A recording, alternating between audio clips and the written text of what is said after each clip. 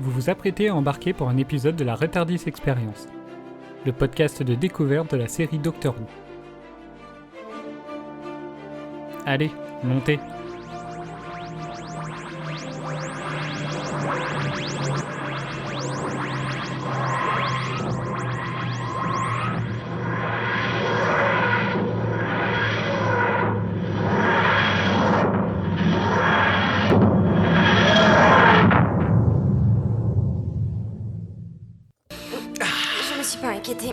Je savais que vous viendriez, tous les deux, mes petits gars. Oui, profites-en, elle est encore toute à toi. Un petit conseil, tu devrais l'appeler maman, et pas Robinet Allais. Vous faites quoi, là? Je parle bébé. Non, c'est pas vrai. Je parle toutes les langues. N'est-ce pas, Mélodie? Non, c'est pas vrai. C'est cool. Quand le docteur s'énerve, ça donne ça. On embarque toute sa Suicide Squad dans le TARDIS et direction la retraite du démon. Une retraite pas bien tranquille et dans laquelle la seule mission est de sauver Amy et Mélodie. Un épisode très rythmé qui nous fait passer par plusieurs émotions, y compris la stupéfaction lors de certaines révélations. Non, ce sont mes cheveux, c'est pas une perruque. Bonjour à toutes et à tous et bienvenue dans ce nouvel épisode de Retardis Experience. Aujourd'hui, nous allons revenir sur La retraite du démon, le 7e épisode de la saison 6, diffusé le 4 juin 2011 sur BBC One. Cet épisode est écrit par Steven Moffat et réalisé par Peter Orr. Et j'ai oublié de donner le titre original qui est A Good Man Goes to War. Pour en discuter avec moi aujourd'hui, côté Néo-Wouvian, Eden, Bob et Mireille, salut. Bien, Salut. bonjour tout le monde. Enfin, Bob, Gontran, Franck, un peu tout le monde, Oui, quoi, du coup. bonsoir. Apparemment. Et côté Wouvian, Doraline, Adèle et Pierre, salut. Hello. Salut. Des maths. C'est notre dernière émission avant la pause estivale, alors on va profiter à fond de ce moment. Et c'est parti, et on attaque tout de suite par votre mot. Et je commence par Eden. Eh ben, tu l'as dit dans ton introduction, ce sera révélation quand même. Mireille. Alors ça va être un petit peu visuel parce que je vais imiter un célèbre gif de Antoine Dagal, mais c'est enfin. Bob. Gardien de la galaxie. Doraline. Compassion. Adèle. Déchirant. Pierre. Eh bah, cette fois-ci, c'est moi qui triche en mettant plusieurs mots, mais ce sera Micmac de série. Micmac de série, carrément. Ouais. Très bien. J'ai hâte d'avoir l'explication. On revient déjà sur cet épisode dans le résumé. Bon, c'est le dernier résumé avant les vacances. Faut qu'on envoie du lourd. Oh, t'as vu? Sur Wikipédia, ils disent que le poème de River est un bon résumé pour l'épisode. Ah ouais? Non mais comme si c'était aussi facile de faire des résumés, tu sais. Fais voir ton truc là. Les démons se retirent quand un homme bon et intègre s'en va en guerre. La nuit tombe et noie le soleil quand un homme bon et intègre s'en va en guerre. L'amitié meurt et l'amour véritable s'étiole. Oui, bon, bah, on comprend rien en fait. Moi, je vais te le faire, le résumé en poème, si c'est que ça. Petit bébé avec Amy attendent tragiquement leurs amis, qui eux cherchent leurs copains pour faire la guerre avec entrain. Mais oh là là, petit bébé qui a été enlevé, c'est pas très très gentil de le traiter ainsi. Libérez l'enfant, bande de méchants. C'est quand même bien nulos. Et il manque plein de scènes. Fais-le, toi, puisque t'es si intelligente. Vas-y. Ok, bouge pas. Dans une chambre loin de la terre, Mélodie Pound reste blottie contre sa mère. Amy veille, le cœur lourd, contant l'histoire d'un père empli de bravoure. Loin d'elle, Rory parcourt l'univers, appelle les amis du docteur pour la guerre. Les Judoun, animés par la justice, Vastra et son acolyte protectrice. Pirates et Sontariens rejoignent aussi le camp du bien. River, elle, refuse cette intervention, du moins jusqu'à sa résolution. Sur la retraite du démon, l'ennemi se met en formation, prêt pour accueillir le docteur, lui préparant un piège digne de sa grandeur. Mais le guerrier rusé attaque avec habileté. Les moines et les soldats se retirent avant le trépas. Mais ce n'est qu'un leurre, les alliés tombent alors dans la douleur, et Mélodie, faite de chair, est emportée loin de sa mère. La colère se déverse alors dans le cœur des survivants noyés dans la peur. Mais enfin River apparaît, révélant qu'en langage de la forêt, étang, rivière et mélodie ne sont qu'une seule et même vie. Ouais, bon, ok. C'est plus poétique, Je dois bien l'admettre. Bravo pour ce résumé.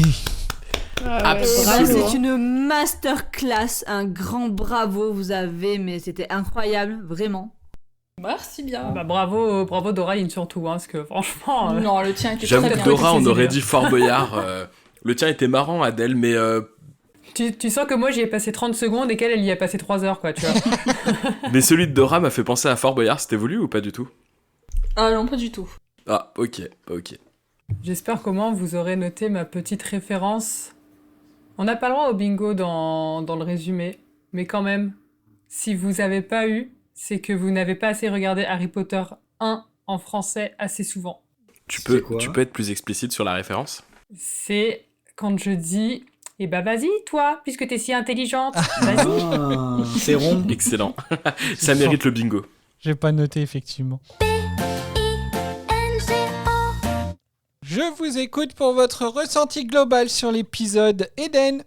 Et bah pour un milieu de saison avant une coupure, c'est juste j'étais folle en fait. Je t'ai envoyé un message, t'es sûr que c'est pas un double épisode? Je veux vraiment la suite parce que c'est vraiment de voir les ennemis du docteur se rassembler à ses côtés pour l'aider dans cette guerre. D'abord cette révélation incroyable, ça y est. En fait, c'est de ce spoil-là dont vous vouliez me protéger depuis tout ce temps, et ça y est, enfin, je l'ai découvert, et quelle surprise, c'était une pépite, c'était incroyable, je m'y attendais pas du tout. Et puis, l'histoire en elle-même, j'ai vraiment adoré, enfin voilà, vraiment un super épisode. Mireille. C'était épique, du grand spectacle. Je suis une fan absolue de ce genre d'épisode où tu retrouves des personnages de saison passée, où tu les revois, sauf les Daleks et les Cybermen évidemment, mais où là, tu vois, ils font tous une petite apparition assez rapide, un caméo finalement. Et vraiment, j'ai eu des frissons pendant l'épisode quand tu les vois tous apparaître pour aider du coup Amy, Rory et le docteur. Donc voilà, vraiment, j'ai adoré l'épisode. J'ai juste une incompréhension sur qui sont les ravisseurs de Mélodie et c'est quoi leur problème, mais je pense que c'est juste moi qui ai pas bien compris. Et en soi, l'épisode, il fait effectivement vraiment un effet de climax de fin de saison, quoi. Donc voilà, assez impressionnant pour le coup. Bob. Eh bien, j'avoue que j'ai beaucoup de mal à me situer par rapport à cet épisode, donc j'ai hâte qu'on en débriefe tous pour trancher d'un côté ou de l'autre, parce que y a des choses que j'ai vraiment adorées. J'ai eu l'impression de voir plein de petits bouts de série recomposés pour former cet épisode, du Star Wars, du Gardien de la Galaxie, du Justice League, enfin plein de trucs. Et en même temps, l'histoire en elle-même, je sais pas, j'ai pas réussi à rentrer dedans, j'ai eu beaucoup de mal à accrocher. Et la révélation finale, dont j'avais déjà eu l'information par le passé, j'aurais bien aimé qu'elle soit présentée et amenée peut-être un peu différemment, donc je sais pas trop. Je suis incapable de dire si je l'ai aimé ou si je l'ai pas aimé. C'est un 50-50. Mais tu sais pas dans quel sens? Tu l'as aimé. Eh bien, nous allons voir ça. Doraline. J'ai trouvé cet épisode hyper rythmé par rapport à ce qu'on avait pu avoir avant, et franchement ça faisait beaucoup de bien, c'était très plaisant à regarder. Pour le coup, je l'ai vu 2 fois, ça m'arrive très rarement, et les 2 fois j'ai savouré autant. Je me suis surprise très étonnamment à avoir du coup d'où mon mot énormément de compassion pour Amy. J'ai absolument rien à lui reprocher sur cet épisode. Enfin, je trouve son lien maternel ultra touchant. Enfin, Rory est génial aussi. Je suis un peu comme Mireille, par contre, j'ai pas trop pigé que veulent les méchants et qu'est-ce qu'ils font là. Mais donc je pense pas que ce soit un problème d'incompréhension, mais plutôt qu'on sait pas tout à fait encore, mais ouais, du coup un super bon moment, j'ai rien à redire pour l'instant en tout cas. Adèle. Bah alors moi c'est un épisode que j'ai bien aimé, après c'est pas non plus, j'irais pas non plus à dire qu'il est génialissime. Cela dit, comme Mireille, en général j'aime bien les épisodes qui ramènent plein de gens, les Cybermen et les Daleks aussi d'ailleurs, moi j'ai pas de souci avec ça. Après, moi je sais que c'est un épisode dont je me souvenais, en tout cas dans sa globalité, parce que je trouve qu'il est intéressant dans le fait qu'on voit le docteur hyper vénère, et c'est quand même assez rare de le voir aussi énervé, et surtout de chercher à ce point la vengeance. Enfin, on sent que, en gros, on touche pas à ses compagnons et à ses compagnes, quoi, et je trouve ça... et pour ça, je trouve que l'épisode est vraiment chouette. Et après, j'ai mis le mot déchirant parce que, voilà, je suis jeune maman et clairement, il y a des scènes, je les ai trouvées atroces et je pense que je pleure pas souvent pendant des épisodes, mais là, vraiment, il y a des scènes où en fait, je m'imagine à sa place et j'ai envie de pleurer toutes les larmes de mon corps, quoi. Ça aurait été peut-être plus une question pour après, mais du coup, est-ce que justement, parce que tu connaissais cet épisode avant d'être maman, est-ce que ça t'a changé, est-ce que de le devenir entre-temps, t'as changé de point de vue du coup de l'épisode? Bon, en même temps, tu t'en souviens sûrement pas de ton point de vue d'avant, mais... Alors, je me souvenais plus de la scène, parce que je me souvenais qu'elle devenait maman, ça d'accord, mais je me souvenais plus de la scène où, enfin, c'est vraiment la pire, où elle perd l'enfant, enfin, tu sais, où Oui, où ça l'enfant, devient un il se yaourt. décompose dans ses bras, enfin, n'importe quoi. Mais alors, je pense qu'à l'époque, ça m'avait touchée, mais là, le fait d'être maman, enfin, en fait, d'être un parent, genre, enfin, vraiment, ça te bouleverse, parce que forcément, en fait, tu transposes ça à ta propre vie, et je me dis, mais si ça m'arrivait, mais je serais au fond du gouffre, quoi, vraiment, c'est horrible. Pierre, vas-y, passe après ça. Ouais, je pense que j'aurais dû faire comme Doraline et regarder l'épisode une deuxième fois. Parce qu'en fait, en vous écoutant, je pense que j'ai pas profité autant de l'épisode que j'aurais voulu parce que j'attendais d'arriver à la révélation pour essayer de me rappeler ce que j'avais pu ressentir la première fois.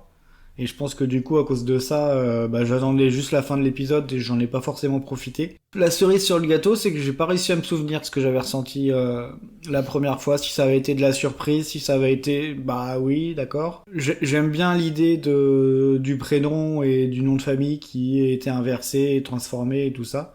Mais ouais, j'ai pas profité de l'épisode autant que j'aurais voulu, en fait. C'est vrai que je suis incapable aussi de me souvenir de comment je l'avais vécu à la première révélation. Bah ouais. Autant ça m'a marqué parce que je m'en souvenais de cette révélation, en même temps, bon, je pense que c'est difficile à oublier, quoi. Mais je suis incapable de savoir... Je pense que j'avais été un peu saoulée parce que comme à l'époque j'aimais vraiment pas du tout River, je voulais pas qu'elle ait autant d'importance. Bah après, l'importance, elle l'avait déjà. Mais là, tu vois, ça l'intégrait complètement dans le truc, c'est vraiment, j'étais genre, non, mais c'est pas possible, ça doit être quelqu'un, ça doit rester quelqu'un de lambda un peu, tu vois. Comme si ça la crédibilisait, tu vois. C'était comme Cédric avec Jack qui pouvait pas être face de Beau. Ah non, mais de toute façon, c'est pas face de Beau. Voilà, et ben moi, c'est pas la fille d'Amy, voilà, exactement. Pour moi, c'est clairement pas face de Beau. On va écouter les avis des auditeurs et auditrices. Salut les retardos. Je viens donner mon avis. Je vous fais une petite capsule. Concernant l'épisode, j'ai eu un premier bug, j'avais envie de le baffer. Mais what? Que du positif sur cet épisode, vraiment. J'adore la série Doctor Who. Voilà. Bon enregistrement. Alors, j'ai que des avis audio. Donc, on va commencer par l'avis de Tilly. Bonsoir, je vous fais mon petit avis sur l'épisode La retraite du démon. Tout premièrement, j'adore cet épisode, il fait partie de mes préférés, c'est pas étonnant puisqu'il y a River. C'est un épisode vraiment très bien écrit, avec une bonne histoire. Déjà, le début, que ça reprenne la fin de la chair vivante, avec l'annonce du docteur comme quoi Amy serait enceinte et enlevée. J'ai trouvé ça surprenant parce que depuis le début de la saison, c'est oui, c'est non, on sait pas. Et là, t'as une annonce claire et précise.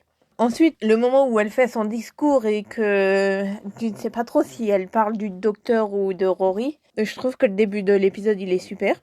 Après, le fait que le docteur demande de l'aide à tous ses amis ou ceux qui lui sont redevables, ça me fait penser un peu au dernier épisode de la saison 4. Sauf que là, c'est lui qui vient demander de l'aide à ses amis, alors que dans la saison 4, c'était ses amis qui essayent de le contacter pour lui demander de l'aide. Il y a un moment où j'ai trouvé drôle. C'est quand le docteur sort du TARDIS avec le berceau et qu'il pose des questions et qu'à un moment, il dit « c'est le mien ». En arrière-plan, tu vois la tête de Rory qui devient toute blanche d'un coup, qui fait « non, le berceau, c'est le mien ». Et là, t'as Rory qui... Oh. Ça, c'est marrant. Et la révélation sur River au docteur et après à Amy. Mais le truc que j'ai jamais compris, c'est dans la prophétie, si on peut appeler ça comme ça, que Idris dit à Amy et à Rory dans l'âme du Tardis, et que après River le réexplique. J'ai pas compris le principe de la forêt. C'est quoi le rapport? Parce que à part la guerrière, soldate, qui vient d'une forêt, il n'y a pas de correspondance avec River. Mais par contre, ouais, j'ai trouvé cette prophétie vraiment très intéressante. Et aussi, autre moment drôle, quand Vastra et Dorium sont dans la salle de commande et qui demandent au docteur si le docteur a couché avec Amy. Moi, c'est comme ça que je l'ai interprété dans ce qu'ils ont dit. J'aime beaucoup cette scène aussi. Voilà, c'est tout. Bon enregistrement. Bisous. Merci Tilly. Est-ce que vous avez des choses à répondre à Tilly? J'ai une question par rapport à la prophétie, je m'en souviens plus. Je sais plus exactement comment c'est dit dans l'âme du Tardis. Je sais qu'à un moment, en fait, quand Idris elle est couchée dans le Tardis, quand elle agonise, entre guillemets, on voit Rory tendre l'oreille, et puis il lui dit « Mais je comprends pas, il n'y a pas de forêt ici. » Donc moi, à mon avis, c'est à ce moment-là peut-être qu'elle parle, mais je me souviens pas d'une prophétie plus que ça, en fait, finalement. D'après Wikipédia, elle dirait, en fait, la rivière est la seule eau de la forêt. Ah oui, si, c'est vrai, oui, elle le dit à un moment. Ah oui, c'est vrai. Ah, ok. Je me souvenais pas qu'elle se disait ça, mais si, effectivement, il y a un moment, elle le sort un peu, mais elle le sort même un peu à l'arrache, non? Ah bah sûrement, elle est tellement sur du 1000 volts à chaque fois qu'elle parle. Oui, je pense qu'elle disait ça parmi toutes les dingueries qu'elle sortait, mais c'est juste que... Et après, elle doit le redire à voix basse à Rory, et c'est là qu'il lui dit « Mais je comprends pas, il n'y a pas de forêt ici, peut-être. » Parce que moi, je me souviens vraiment de ce passage-là, où Rory il lui dit « Mais je vois pas de quoi vous parlez, il n'y a pas de forêt ici, ou un truc du genre. » Mais du coup, après, la correspondance, pour moi, il n'y a pas vraiment plus de correspondance que ça. C'est juste que, comme la soldate, en fait, elle a écrit forcément dans sa langue, elle a écrit Melody Pond, au final, ça expliquait juste pourquoi Melody Pond, qui n'est pas traduisible dans la langue de la forêt, est traduit comme River d'un côté et Song de l'autre. Après, ils ont juste inversé le nom et le prénom, finalement. Ouais. Voilà. Mais ça, j'aime bien, moi, comme principe. Moi, je trouve ça très beau, je trouve ça super poétique, en fait. Je suis tout à fait d'accord. C'est pas aussi poétique que le poème de Doraline. Non, mais je trouve que c'est vachement bien pensé, quoi, parce que Professeur Riversong, c'est quand même... le nom, il est connu depuis la saison 4, quand même. Après, est-ce que dès l'écriture de Amy Pond, ils ont choisi ce nom, justement, par rapport à ça, ou quoi? Enfin, moi, c'est plus ça, en fait, presque, qui m'intrigue. Finalement. Ouais, c'est la question que je me pose aussi.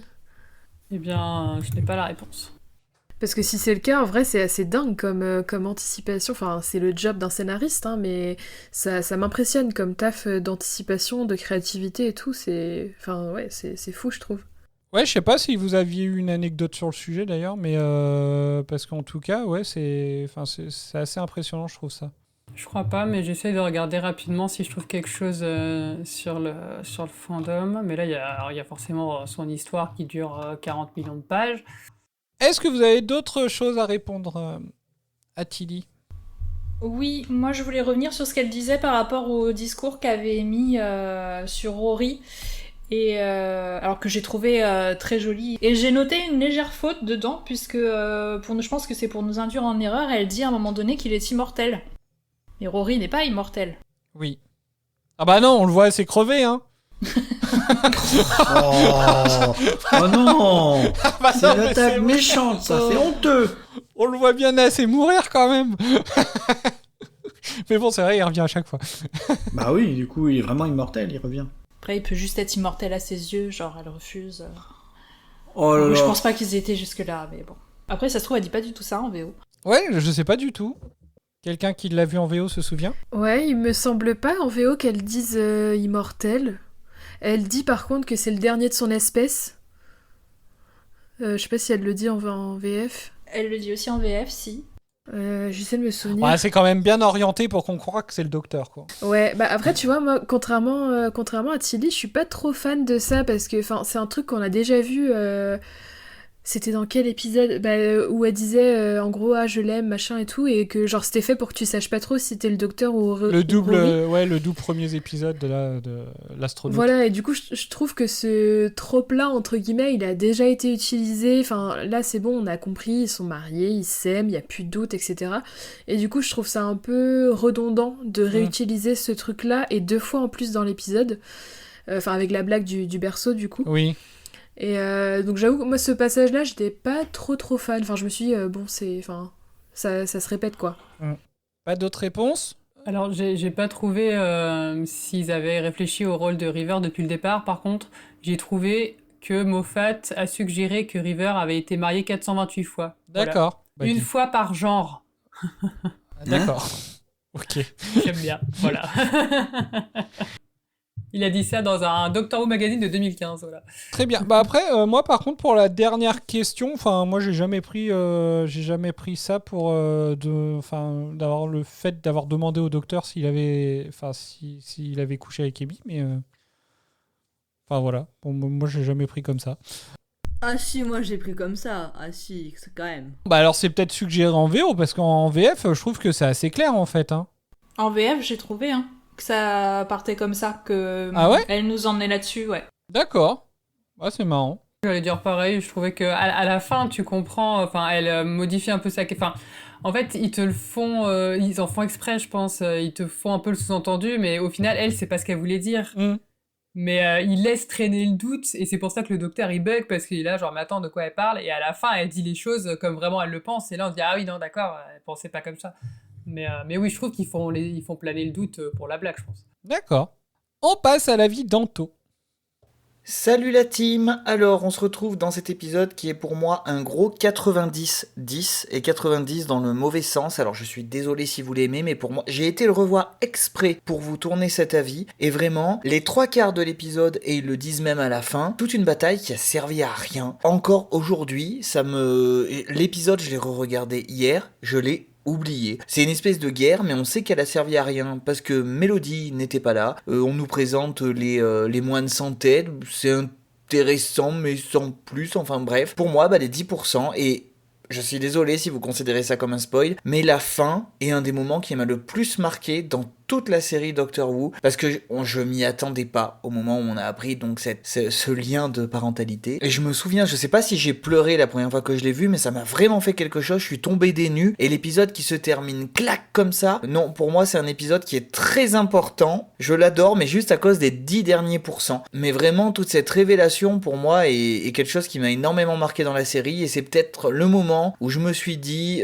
cette série va être une de mes séries préférées de ma vie, parce que je m'y attendais pas. J'ai adoré River, j'adore vraiment River, et le fait qu'il y ait cette révélation précise, j'adore. Merci Anto. Ah, j'ai tendance à partager son avis du coup. Ah ouais? Donc t'es plus à 50-50 T'es passé à 90-10 Non, pas dans ce sens-là, mais dans le sens où en fait toute la partie la guerre, etc., tu vois, alors que je l'ai regardé il y a 2 jours, j'ai quelques flashbacks qui me permettent de parler tout à l'heure de séries, etc. Mais globalement, je me rappelle pas tellement de vraiment tous les tenants, les aboutissants de pourquoi, comment cette guerre, etc. Et par contre, moi je dirais même 5% de l'épisode, les 5% de l'épisode où il y a la révélation, et surtout un peu comme Adèle, au final c'est peut-être ma fibre un peu paternelle qui a parlé, mais j'ai eu une montée d'émotion à ce moment-là. Malgré que je savais à quoi m'attendre parce que j'avais été spoilé, malgré tout j'ai eu une petite montée d'émotion. Et mais sinon, oui, sur l'épisode en lui-même, et au final, je sais pas ce que t'en penses, Mireille, mais de ce que tu disais, j'ai peut-être l'impression que t'es un peu dans ce cas-là aussi, peut-être. Sur le fait qu'on se rappelle pas forcément de tous les tenants et les aboutissants de pourquoi, comment, etc. En soi, là pour le coup je rejoins pas trop Anto, parce que la guerre je comprends pourquoi, parce que du coup ils sont à la recherche de Mélodie, et d'Amy aussi accessoirement. Donc là-dessus, moi, j'ai plutôt bien compris pourquoi. Ce que j'ai pas compris, c'est qui. Et du coup, le pourquoi des qui. Je sais pas si c'est très clair. Ok, si. Désolé, alors j'avais pas tout à fait compris ton point de vue. Pourquoi des qui. D'autres réponses pour Anto ? Ouais, du coup, ça va un peu enchaîner avec la vie de Mireille. C'est ce que je voulais dire. J'étais assez d'accord avec Anthony sur... on sait pas qui ils sont. Enfin, je trouve que les moines sont pas du tout exploités. On sait pas d'où ils sortent. Où est leur tête, par exemple. Pourquoi est-ce qu'ils sont avec les... Alors si, on sait pourquoi ils ont plus de tête, mais on sait pas où elle est. On sait pas comment ils continuent de vivre comme ça. Pourquoi est-ce qu'ils sont spécialement avec les soldats. Enfin, qu'est-ce que ça leur apporte, en fait, finalement, d'être avec eux. Je trouve que c'est un peu dommage... Parce que pour le coup, ils sont vraiment assez flippants, sans leur capuche en tout cas. Et je trouvais ça dommage. C'est horrible, ils passent toute leur vie avec la nuque toute nouée là. Oh. On dirait un ballon, que t'as le nœud que tu fais au ballon là. C'est vrai. On dirait un ballon de ça. Oh. C'est vrai. Excusez-moi, je vais vomir. Si pas d'autres réponses, on passe à l'avis de Pandora. Bonjour la team Retardis, c'est Pandora, j'espère que vous allez bien. Moi ça va, je commence à digérer un petit peu l'épisode, un épisode tout en rebondissement et en révélation. Alors, je l'ai trouvé captivant, hormis toute la partie où le docteur recrute son armée, que j'ai trouvé un peu longue et un peu brouillon.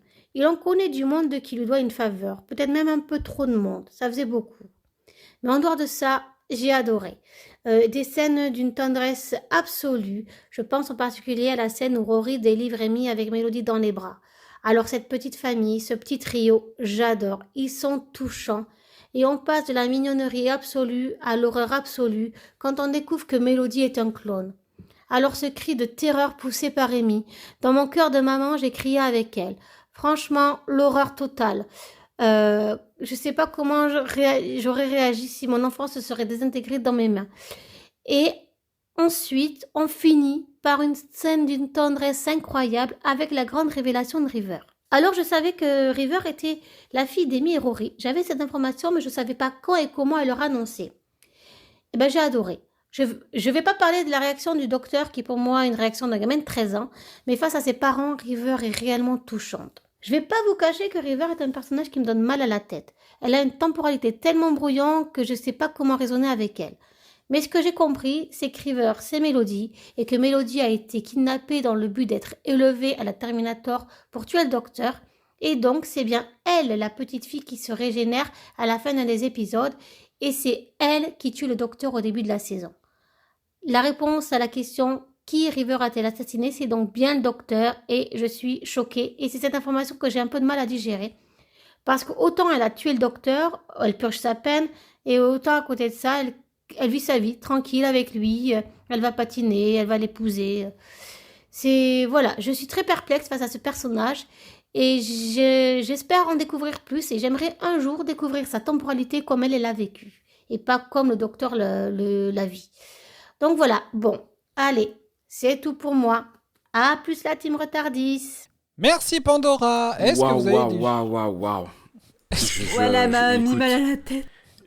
Non, moi je suis super mal à l'aise parce que je me demande en fait si j'ai compris l'épisode. Parce que avec tout ce que Pandora a dit et ce que vous avez dit plus tôt, j'ai l'impression d'avoir loupé plein de moments. Donc je sais pas, est-ce que j'ai pas accroché, est-ce que j'ai pas retenu, pas compris.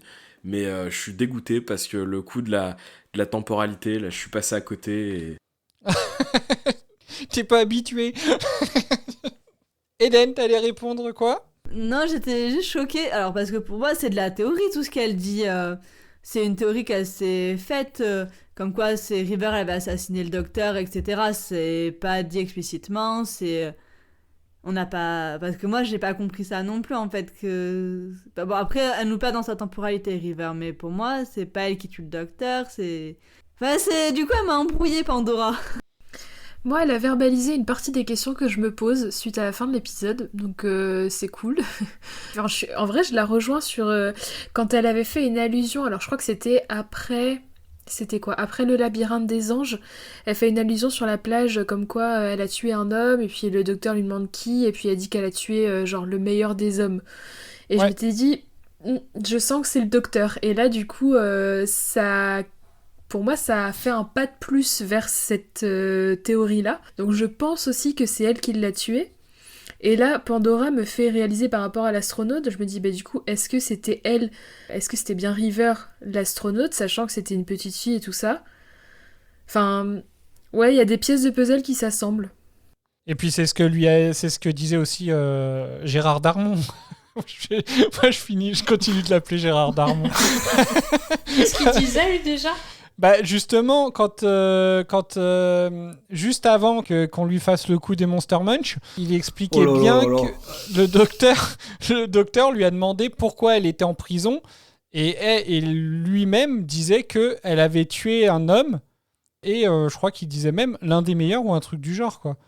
Même lui, il pouvait éventuellement parler du docteur en lui parlant directement au docteur. Alors qu'il n'avait pas l'air de bien l'aimer. Hein. Alors, est-ce qu'il parlait vraiment du docteur ? On sait pas du coup. Je suis désolé, mais je suis un peu perdu. Est-ce que c'est possible de m'aider à y voir plus clair dans tout ce qu'a dit Pandora, entre ce qui est de la théorie et ce qui est du vu dans l'épisode ? Alors, en fait, j'ai l'impression de vous refaire, mais pour de vrai cette fois, le running gag que je vous faisais dans la saison 1 à vous dire que je venais sans voir les épisodes. Parce que là, c'est vraiment la sensation que j'ai. Est-ce que vous voulez répondre ou est-ce que je le fais ? Alors je sais pas si je vais bien répondre du coup, mais Vas-y, je te corrigerai. Par rapport à la personne qu'elle a tuée, du coup ça c'est de la théorie. Pour ce qui est de la temporalité, alors moi c'est vrai que j'ai été un peu confuse au début, mais c'était, je sais pas si Pandora faisait référence au même moment que moi, mais c'est en fait la première fois qu'on la voit dans l'épisode, elle revient habillée, habillée comme au XVIIIe siècle là, elle revient du coup d'un date avec le docteur. Et elle ouvre son carnet, elle dit c'est la retraite du démon, c'est là qu'il va savoir mon identité. Là je me suis un peu perdue parce que je me suis dit comment est-ce qu'elle le sait, comment est-ce qu'elle sait que ça va se passer alors qu'elle revient d'un date avec lui. Enfin ça m'a un peu perdue, donc je pense que c'est pas la River de la même temporalité qu'on voit au début et à la fin de l'épisode. Ah et bah voilà, ok, bah tu vois ça j'avais pas capté par exemple. Ok. Mais d'ailleurs, comment elle est arrivée là ? Bah, elle a un manipulateur elle a un de bracelet, vortex. non ? Un truc comme ça. Un manipulateur de vortex. Ah, ok, bah tu vois, bah ça par exemple, je suis passée complètement à côté. Alors, tu voulais continuer ? Non, j'allais dire que je savais plus quels autres points elle avait abordé Pandora, donc... Clairement, pour moi, tout est théorique dans ce qu'elle a dit. Mais ce qui peut faire le lien, justement, et qui peut donner cette théorie, c'est que le moment où Madame Kovarian s'explique avec le docteur, elle lui dit qu'en fait... Attends, pour bien situer, c'est la femme qu'on a vue dans l'épisode précédent, fin du trailer, c'est ça ? Bah, c'est celle qu'on voit, Madame Kovarian, en fait, c'est celle qu'on voit dans tous les épisodes qu'on voyait à chaque fois apparaître dans un encadrement, quoi. C'est celle qui a enlevé le bébé, Madame Kovarian. Qu'elle son cache-œil. Celle qu'elle cache-œil, voilà. En fait, le moment où elle discute avec le docteur, quand en visio, parce que Madame préfère le faire par Zoom, en fait, elle lui explique que, en fait, l'enfant est une arme pour arrêter une guerre menée contre le docteur. Donc, en gros, c'est une arme contre le docteur. À partir de là, effectivement, sachant que juste après, on apprend que l'enfant, c'est River, forcément, c'est facile de dire que, oui, c'est River qui est l'arme contre le docteur.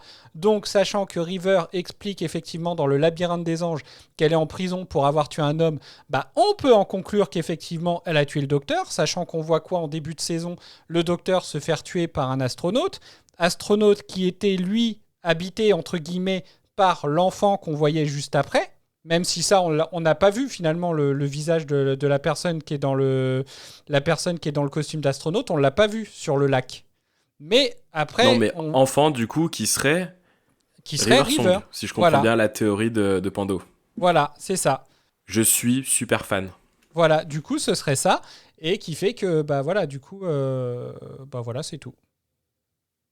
Mais d'ailleurs, c'est marrant parce que maintenant que j'y pense, on les a jamais vus dans la même pièce, les deux, River et l'astronaute on a vu le costume, on a vu le docteur dans la même pièce, on a vu Amy dans la même pièce, mais on n'a jamais vu River, par contre, dans la même pièce que l'enfant. Le costume est vide, non, à un moment donné ? Oui. Ouais, mais on voit le costume, on la voit dans la même pièce que le costume, mais pas avec l'enfant. En fait. Et d'ailleurs, ce qui est la même chose dans cet épisode-là, puisqu'elle arrive qu'une fois que Mélodie n'est plus là. Dans la suite, on va avoir des réponses ou ça va être... on sera livré à nos interprétations. Ouais, c'est ce que j'espère aussi, parce que j'ai du mal à voir comment d'ici la fin de saison, il pourrait apporter des réponses là-dessus. Enfin, en fait, je suis super fan de l'épisode et de la révélation, mais par contre, j'appréhende vachement comment ça va être montré ensuite, parce que j'ai peur que ce soit un peu un soufflé, que ce soit suggéré, soit juste démerdez-vous avec ça. Et ça, enfin, je serais trop déçue quoi, si c'était le cas. Et en même temps, est-ce que ce serait pas incroyable qu'on n'ait pas de réponse officielle ? Non, ce serait nul à chier. La frustration déjà dans la voix. Ah ouais, de ouf. Ne faites pas ça. Je rejoins encore une fois à 100% Pandora sur un autre point de ce qu'elle a dit, sur le fait que la timeline de River Song, c'est un peu le bordel. Clairement, j'ai eu l'impression de mieux comprendre Prédestination que ça. Il est encore dans le bingo, Prédestination, je sais même plus. Il me semble qu'il est dedans, que c'était un des trucs qu'on avait ajouté. Bon bah allez. Oh, j'allais dire Prédestination, il est pas dans le bingo, je me casse de ce podcast. Bah je sais plus si c'est qu'il y était et qu'on l'a retiré ou qu'il y était pas et qu'on l'a mis. Non, en fait. il y était pas. Ah mais du coup, là, tu peux remettre le bingo. Pourquoi ? Ah, oui, effectivement. Pour te casser.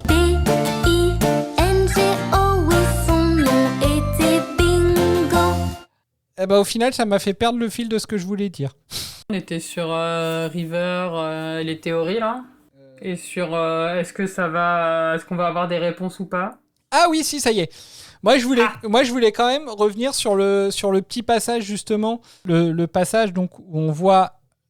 Alors, je pense que c'est plus une River, donc plus futuriste, plus du futur, qu'on voit, donc qui revient d'un date et tout avec le docteur. Et j'ai tendance à penser... Alors, en fait, maintenant, voilà, non, ça va être plus ça ma question. Et du coup, je vais peut-être plus me tourner vers Eden, mais Bob et Mireille vont pouvoir me dire si, du coup, ça leur a sauté aux yeux ayant été spoilé. Est-ce que maintenant, pour toi, que tu as eu cette information, est-ce que justement... Ouais, bah non, je la pose à tous les trois, du coup. Est-ce qu'il y a des passages d'épisodes passés, ou même sur celui-là, que vous voyez autrement ? Alors, pas forcément, mais du coup, ça...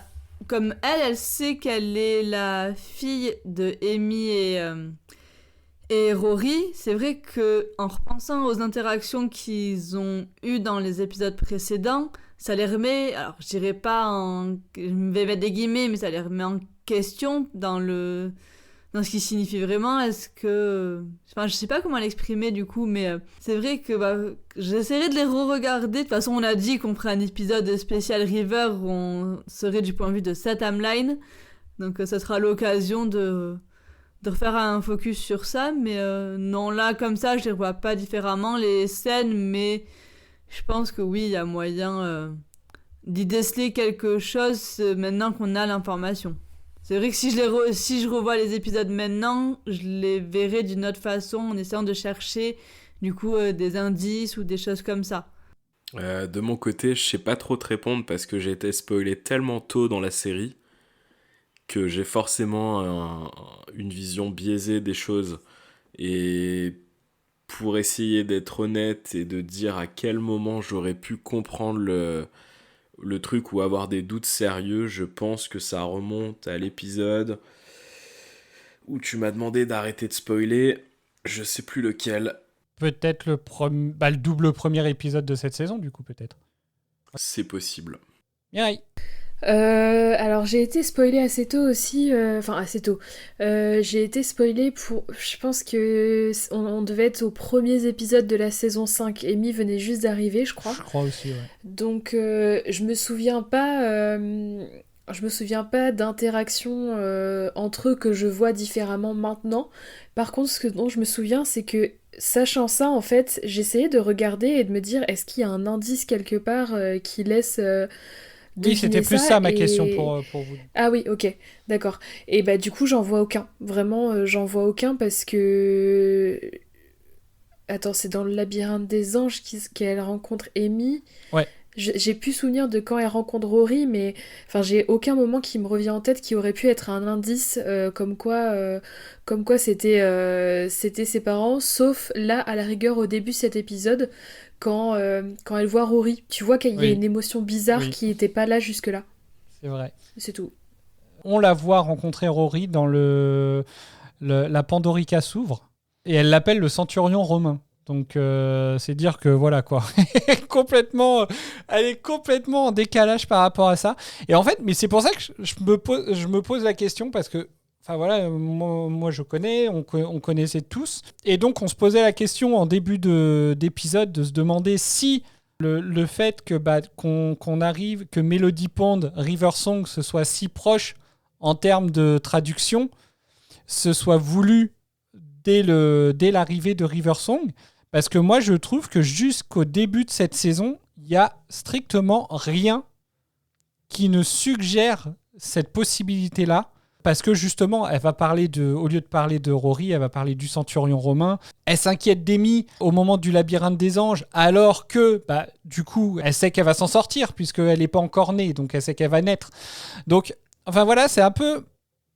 C'est pour ça qu'en fait, c'est assez délicat finalement de savoir quand est-ce que ça a été mis en place, mais aussi ça peut expliquer par contre le côté, sa présence au mariage d'Amy et Rory, puisque c'est elle qui remet son journal qui lui permet de se rappeler du docteur, etc. Alors, je vais peut-être énerver ou faire péter un fusible dans le cerveau de Bob, et je suis désolée d'avance. Ou remettre un vieux débat sur la table. Mais du coup, quand tu mentionnes que dans le labyrinthe des anges, elle s'inquiète pour Amy, alors que c'est pas trop logique vu qu'elle est là, et donc ça veut dire qu'elle va bien.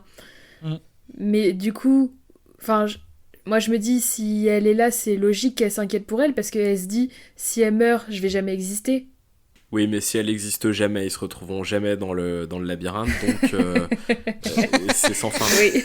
Part du principe que voilà, tout est acté. Passé, présent, futur, same time. Je crois qu'il y a quelques suggestions dans le double épisode de l'impossible astronaute, mais là j'avoue que je ne les ai pas en tête. Je ne sais pas si vous les avez encore, mais je sais qu'il y a effectivement, là on commence à avoir des suggestions où quand on le sait, on peut commencer effectivement, enfin voilà, on se rend compte que c'était pas anodin qu'il y a eu cette phrase, ce dialogue, etc. Par contre, le début de l'épisode, t'as un peu l'impression que limite avant la mèche, quoi. Quand tu connais la suite et la révélation, là, le début de cet épisode-là, elle vend carrément la mèche. Et je reviens sur une des questions que t'avais posées tout à l'heure. Comment River, elle apparaît bien en saison 4 ? Ouais. Avant Amy ? Oui. Du coup, au moment où ils choisissent le nom de famille d'Amy, ils peuvent avoir déjà prévu le coup. C'est la question que je me pose en fait. C'est si vraiment ils étaient déjà partis de ça à la base et que c'est pour ça qu'ils ont choisi le nom de Amy Pond. Mais en même temps, comme on dit, du coup au final par contre, sur les quelques échanges qu'il y a sur le long de la saison avec Amy, on n'a pas ce sentiment en tout cas on voit pas de lien.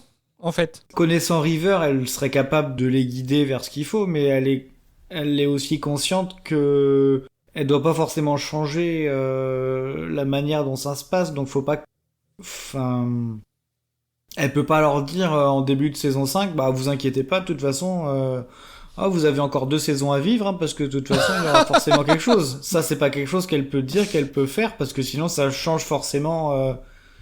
Au contraire, du coup, Rory et Amy peuvent se dire c'est bon, on est tranquille, on peut faire n'importe quoi, on se fera pas tuer, et puis au final mourir. Et dans ce cas-là, River, elle peut pas exister. Oui, parce qu'après elle, c'est vrai que elle vit quand même sa propre timeline. Je veux dire, elle a pas, elle a son journal, mais son journal, il est au jour J pour elle en fait.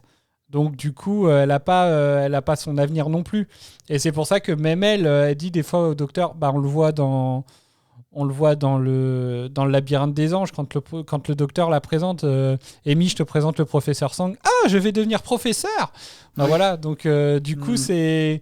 Enfin voilà, il y a quand même des fois où même elle finalement, elle sait pas forcément ce qui va se passer aussi par la suite, quoi. Oui, mais ça c'est pas. Mais oui, mais attends, du coup je reviens 20 épisodes en arrière, mais c'est pas logique ça. Si, parce que elle le voit dans sa timeline inversée. C'est-à-dire que nous, on la voit, elle a déjà vécu en gros une bonne partie de sa vie. Sachant que le labyrinthe des anges, c'est quoi, la deuxième ou troisième fois qu'on la voit ? Deuxième. Du coup, logiquement, elle est déjà professeure. ou bien vraiment il s'est écoulé genre 10 ans entre le labyrinthe, pour elle, entre le labyrinthe des anges et la bibliothèque des ombres. Bah, on sait pas.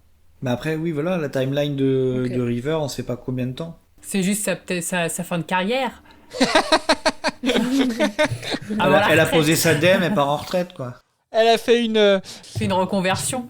Ouais. Ah, je sais plus le nom, j'allais dire autre chose, moi. Elle a fait une VMA. C'est ça? Une VAE. VAE. Putain, une VMA, c'est quand tu cours. Elle a fait. Après, elle l'a peut-être fait aussi. Elle a fait une VAE. Juste après le labyrinthe des anges, d'ailleurs. Ça lui a donné l'idée que le docteur il lui en parle. Non. Du coup, j'ai cherché pendant que vous discutiez la réponse à la question depuis quand est-ce que c'était prévu qu'elle soit... Enfin, est-ce que ça avait été prévu depuis le départ par les showrunners ou pas? Est-ce que vous l'avez Du coup, alors, Steven Moffat... Bien sûr que oui. Moffat a confirmé. C'est bon, merci d'avoir cherché, mais on n'a pas... Oh, salaud. Non, je disais, oh bah non, c'est que la réponse était non. Ah non, je me serais pas permis. Moi, si. Oui, mais tu la connais depuis longtemps. Vas-y, on t'écoute. Du coup... Non, en vrai, c'est pas forcé. C'est bon, merci. Vous êtes vraiment nuls. Du coup, la réponse dans 3-4 mois. Ça aussi, ça peut être la citation. Vous êtes ça va vraiment donner nuls. envie aux gens de nous écouter, ça. Vous êtes vraiment nuls.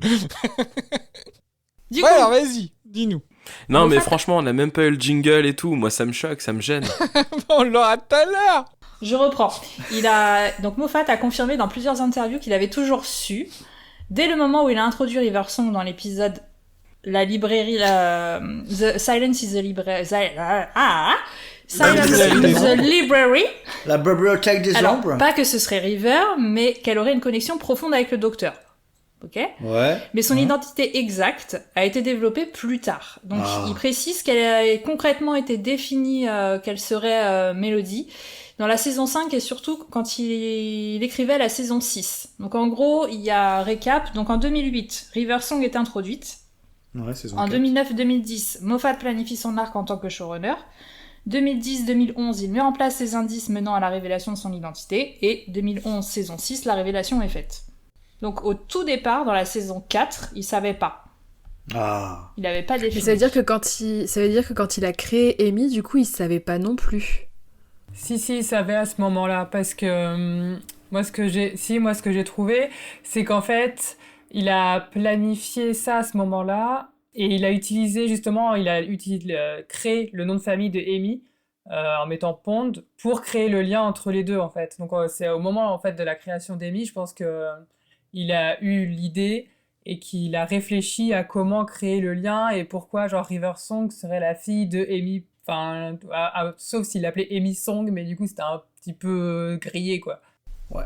D'accord, donc le nom a bien été choisi pour... Enfin, il y a bien un des deux noms qui a été choisi par rapport à l'autre. D'ailleurs, c'est amusant parce que ce que je lis aussi, c'est que Alex Kingston, donc qui joue River, elle a été mise au courant de sa relation avec Amy et Rory au moment du tournage de la saison 6, alors que tous les autres, ils ont été mis au courant seulement en lisant le script de l'épisode d'aujourd'hui, quoi. Ah, c'est vrai?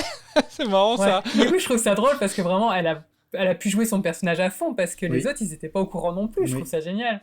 Ouais, puis c'est logique vis-à-vis de la série parce que River, elle est au courant à partir du moment où elle rencontre le docteur Amy et Rory que elle est la fille de Amy et Rory et c'est pas le cas des autres persos, donc c'est plutôt c'est plutôt bien pensé de Moffat. Je trouve que du coup les réactions doivent être assez sincères quoi. Oui, c'est vrai. Ouais, ça fait du docteur le beau-fils de sa compagne. Le genre moi, je veux même pas imaginer ça, je trouve ça glauque. De Amy Pound. Je dis quand même que le gendre s'est foutu de la gueule de son beau-père pendant 2 saisons. Sans le savoir aussi. Ouais. Ah, ça part sur les bonnes bases après, un repas de famille. C'est un des points principaux que j'aime pas dans cet arc-là. C'est que vraiment, genre, il découvre l'identité de River Song et 5 minutes avant, il est en train de la tenir bébé dans ses bras et il lui dit genre « Ah, on s'est embrassé !» Je suis là genre « Oh, c'est dégueulasse !» Mon Dieu. Ah, il a embrassé sa belle-mère aussi, du coup. Non, Putain, alors non, oui. c'est sa belle-mère qui l'a embrassé. Oui, c'est vrai. Mon Dieu, c'est trop malsain. Bonne relation bien saine. C'est vraiment sur de bonnes bases. Hein. C'est un très bon résumé de l'épisode. Et en fait, en vrai, je crois que c'est surtout ça que j'aime pas dans l'histoire de River. Parce que la révélation qu'elle fait partie de la famille, pourquoi pas en fait. Mais le fait, en fait, la relation qu'elle a avec le docteur, moi je trouve que c'est ça. Et c'est les deux combinés qui me dérangent un peu. C'est trop en fait. Ça aurait simplement pu être un personnage, genre une compagne du docteur en fait. Ça aurait pu être, j'en sais rien... un personnage important, qui a un rôle important et tout, mais sans forcément que ce soit aussi relié. Et du coup, c'est un peu trop, quoi. Parce que ça fait cette espèce de relation un peu malaisante. Ouais, c'est trop bizarre. Et du coup, il commence... Alors, je sais pas si on peut dire qu'avant de découvrir l'identité de River, il commençait à avoir des sentiments pour elle. Il s'était déjà embrassé, mais je suis pas sûre qu'il avait des sentiments. Et du coup, ça veut dire que ces sentiments s'intensifient après qu'il sache qui elle est. Enfin, je trouve ça vraiment trop creepy. Et je suis vraiment curieuse de voir comment ça va être amené dans les futurs épisodes. Parce que, effectivement, ça me met super mal à l'aise, quoi, le concept. Donc, à voir. Ça aurait été vraiment trop cool qu'on découvre que ce soit une autre compagne à un autre moment dans le temps. Qui soit la mère de River. Bah, River elle-même, en fait. Ah oui, que ça aurait été par exemple, l'équivalent d'une Amy du futur, mais oui, voilà, qui recroise de temps en temps, quoi.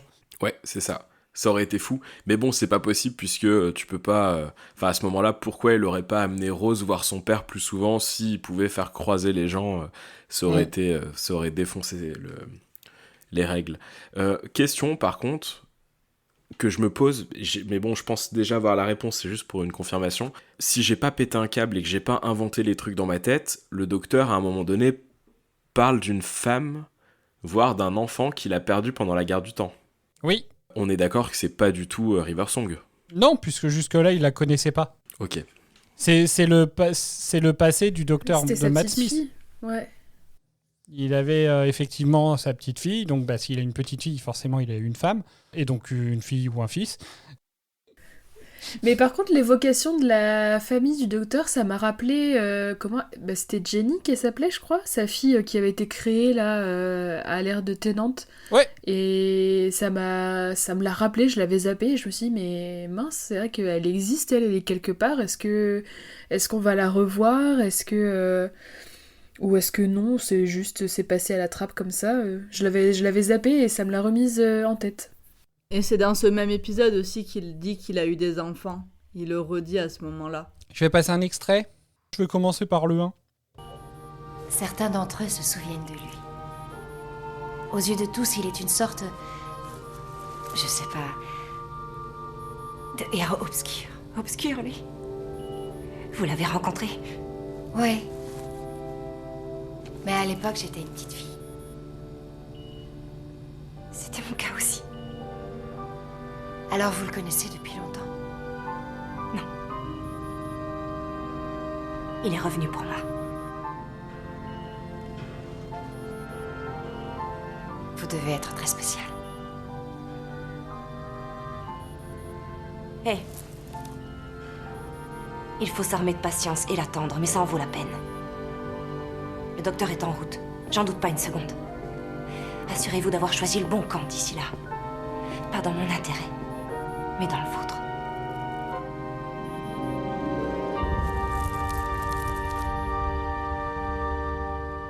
Merci. Alors, c'est histoire de passer un petit peu justement au reste de l'épisode, parce que c'est vrai que du coup, on vient de passer pas mal de temps sur The Révélation.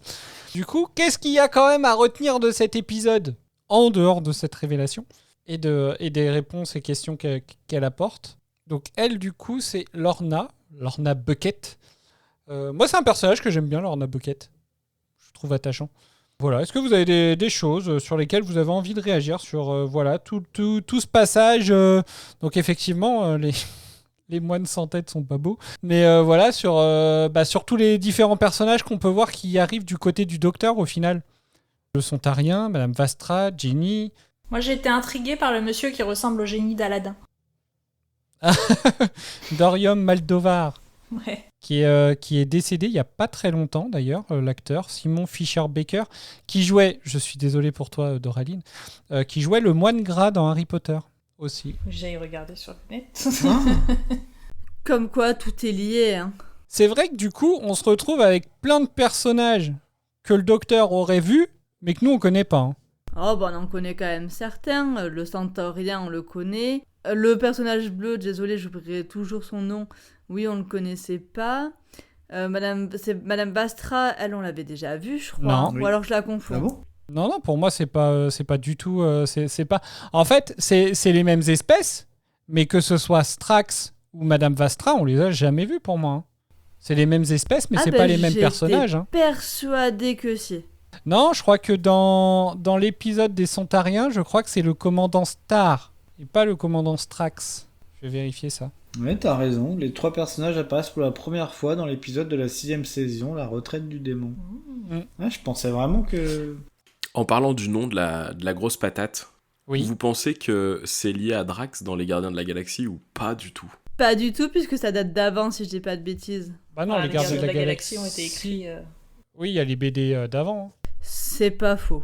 Et je me suis posé la question, parce que quand tu vois le petit groupe, là, le petit trio, moi j'ai vraiment eu l'impression de voir les gardiens, quoi. Il manquait un petit animal. Il manquait Groot. Ah, c'était le commandant Stahl qu'on voyait dans l'épisode avec Martha et Donna. Ok. J'ai une question. Quand le Tardis atterrit près du génie d'Aladin, on voit une silhouette se refléter sur le mur. Oui. Pour moi, c'est pas le docteur. C'est pas Rory non plus, ça leur ressemble pas. J'ai trouvé que ça ressemblait au commandant, au soldat là, qui est le bras droit de la nana avec son cache-œil.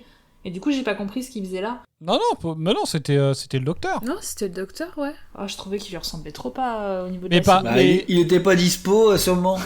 Mais clairement, je pense par contre, c'était pas lui. Hein. C'était peut-être la doublure ombre. Il y avait la coupe de cheveux. Il y avait la coupe de cheveux et éventuellement un peu le menton. Mais ça donnait vraiment l'impression qu'au final, c'était vrai. Bah, c'était ça, en fait, qu'ils avaient foutu un panneau. Ils ont réutilisé le balai à franges pour imiter Rose. Mais non, pour moi, ça représente le docteur, mais c'est pas lui. Mais en fait, moi, je trouve que j'aime beaucoup cet ombre parce que je trouve que ça donne un peu l'ombre du docteur un peu façon cartoon. Je sais pas, un peu à la Peter Pan, quoi. Vous parliez de Lorena Bucket, c'est ça, ou Lorenda ? Lorna, ok. Très loin. On l'avait vue, elle ? Non. Avant ? Non. Ok. Je me suis fait, au début, quand on l'a vue, je me suis fait une théorie. Je me suis dit, ça se trouve, c'est River adolescente. Je l'ai pensé pendant une bonne partie de l'épisode, d'ailleurs. Et même quasi jusqu'à la fin, en vrai, je me disais, il y a un monde où c'est River adolescente, en fait. Je sais pas si vous avez eu cette impression-là aussi, ou pas. Non, pas du tout. Non plus. Je suis seule dans ce cas. Par contre, moi, les premières fois où j'ai vu cet épisode, en tout cas, je cherchais vraiment un moment où on aurait pu l'avoir vu, en fait. Oui, j'ai fait pareil. Je me suis dit, en fait, on l'a croisé dans le labyrinthe, c'est ça, des anges, le truc dans la forêt. Mais en fait, non. Ouais, j'ai pensé à cet épisode-là aussi. Je me suis dit, ouais, c'est peut-être là qu'ils se sont vus, mais Amy était là aussi, donc ah bah non, elle avait les yeux fermés, elle l'aurait pas vu. Elle dit qu'elle l'a vu, le docteur. Oui, mais lui, t'as l'impression qu'il fait genre qu'il s'en rappelle, alors qu'en fait, non. Vu, ouais. Il fait genre qu'il l'a déjà vu, mais... Ouais, en fait, il s'en rappelle pas. Escroc. Mais attention, hein, parce que la forêt du labyrinthe des anges, c'est dans un vaisseau. C'est pas une vraie forêt. Hein. Donc du coup, forcément, elle habite dans une forêt, si j'ai bien compris. La forêt Gamma, c'est ça, si je me trompe pas. Ouais, c'est ça. J'ai regardé puisque du coup, effectivement, on n'a jamais vu en fait l'histoire de Lorna avec le docteur, mais visiblement, elle est racontée dans une nouvelle qui a été publiée dans le Doctor Who annuel de 2013. Ah bah 2013, c'est plus une nouvelle. Hein. Oh, les bingo, blague de merde. C'est mérité. En fait, Adèle, C'est pas ta meilleure, mais bon. C'est juste pour ça qu'il l'a faite. Adèle, elle était tellement dépitée qu'elle a même pu penser au bingo, là. Elle était tellement loin du bingo.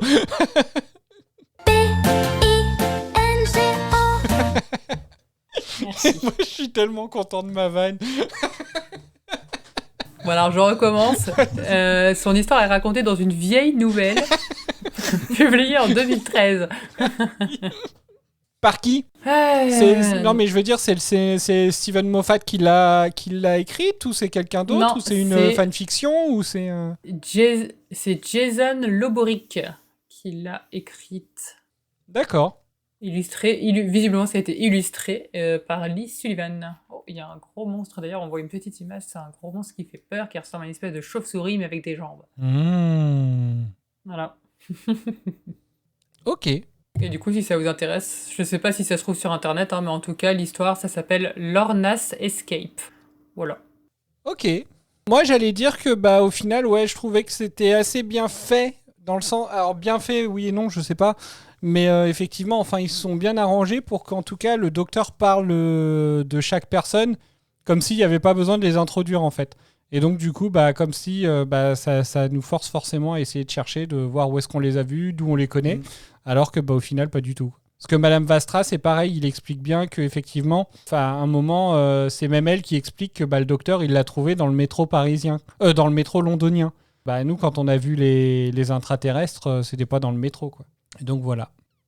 Mais c'est intéressant de faire ça, je trouve, parce que bah, c'est comme toutes les fois où il raconte qu'il a vu telle chose, qu'il a vécu telle aventure avec telle compagne ou tel compagnon, parce que ça ouvre le champ aussi à plein d'autres histoires qui peuvent être racontées, ou à nous d'imaginer un peu ce qui s'est passé, et du coup bah, d'introduire des personnages, parce que bah, effectivement, il n'y a pas de raison que à chaque fois qu'il va quelque part, il rencontre des gens, et puis Il a plus de, retrouver des il gens a qu'il plus a de déjà 900 vus, ans, tu vois, donc enfin, forcément, hein, il en a vu du monde.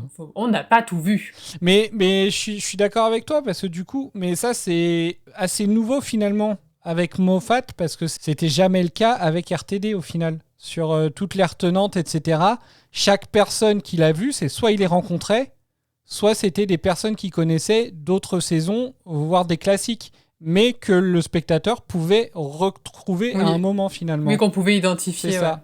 Ouais. Oui, il faisait que des allusions. Il faisait que des allusions genre très brèves, mais genre c'était dans son blabla. Il pouvait dire qu'il avait fait ci ou ça, mais effectivement c'était pas aussi.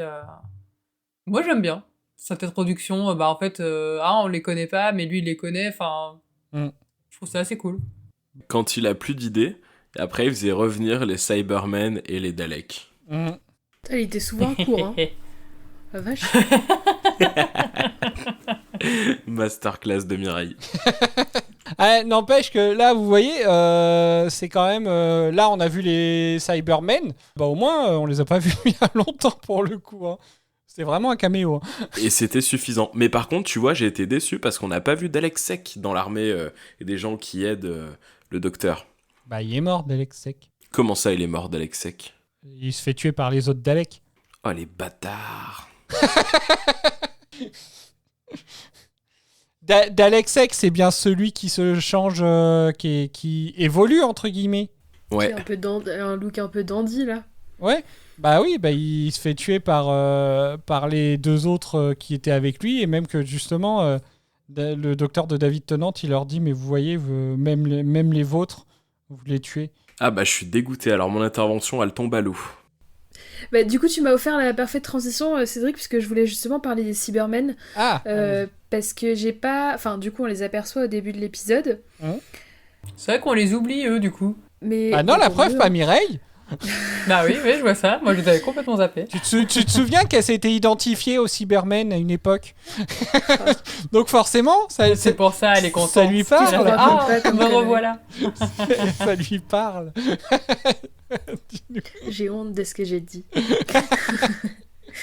Non, en fait, je me suis juste posé la question de pourquoi ils étaient là. Est-ce que c'est parce que, dans les premières phases de l'enquête, en gros, le docteur et Rory soupçonnent les Cybermen, du coup c'est pour ça qu'ils attaquent la base? Ou est-ce que genre ils essaient de les rallier et ça donne pas quelque chose? Ou est-ce que juste je suis passée à côté de quelque chose, d'un élément ou d'un truc comme ça? J'allais dire, j'ai juste vu ça Genre comme un espèce d'aparté, genre bah ils en étaient là au moment de les rejoindre, mais Ouais, moi je l'avais vu aussi un Ouais. peu comme ça. je sais pas s'il y a un vrai lien ou pas. Bah, pour moi, c'est juste que c'était une façon de les rechercher. Et j'aurais tendance à penser que bah, côté Cybermen, moyen de communication, moyen de choper, de savoir où peuvent être passés. Enfin voilà quoi, ils ont peut-être entendu parler et passer des communications qui parlaient de Amy. Et que c'était peut-être pour ça qu'ils. Bah, après, je pense que c'était pas les premiers quoi. Ok, d'accord. Donc c'était Oui, dans c'est le cadre genre de eux l'enquête. parmi en leur gros, quête, quoi. Ouais, ok. Par contre, ils sont beaux. Moi, je les trouve beaux. Enfin, celui qui a où on voit celui avec le cerveau là. Enfin, franchement, je le trouve magnifique. Mais ils étaient changés, ils étaient un petit peu différents, non? Bah, il paraissait plus futuriste, je trouve. Bah, plus futuriste, ouais, un peu plus Propre. rutilant. Un Oui, peu plus voilà. rutilant. Brillant. C'était le jour où il venait d'être ciré, en fait, et du coup, il brillait. Rory est arrivé au bon moment. Peut-être ils avaient utilisé sa brosse de centurion. Son casque.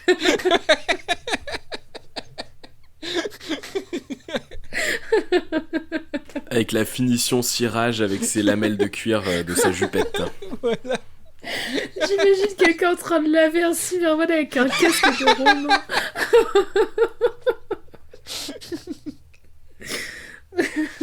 Oh là là. Ah, j'allais dire que j'avais vu une anecdote sur justement le look des Cybermen, mais en fait c'est complètement naze. C'est juste pour dire que les costumes ont été modifiés pour retirer le logo de Cybus Industries. Donc voilà, ce qui n'explique pas du tout le reste du coup de la modification. Je pense que c'était pour donner un petit coup de neuf.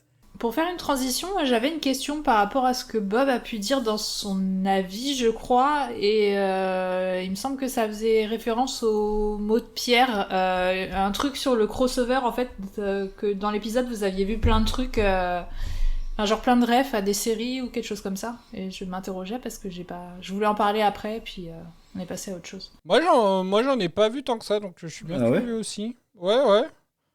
Bah après, peut-être que c'est pas le genre de série que... C'est peut-être pas des séries que je regarde. Moi, en dehors de Doctor Who, je regarde très peu de science-fiction, au final. Bah après, moi, c'est pas forcément... Enfin...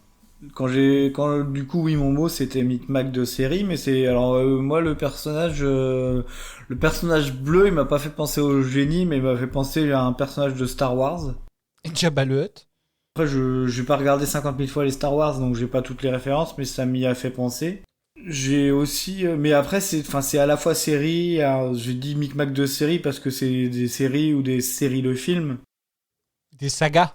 Il y a aussi, dans les 10 ou 15 dernières minutes de l'épisode, j'ai eu l'impression que alors c'est sans doute parce que je me suis refait l'intégrale de Game of Thrones depuis un petit moment, mais j'ai eu l'impression qu'il y avait beaucoup de musique qui ressemblait à des compositions de Ramin Djawadi. Et du coup, j'ai beaucoup aimé, ça a beaucoup apporté à ces 10-15 minutes d'épisode. Oui, je connais pas du tout.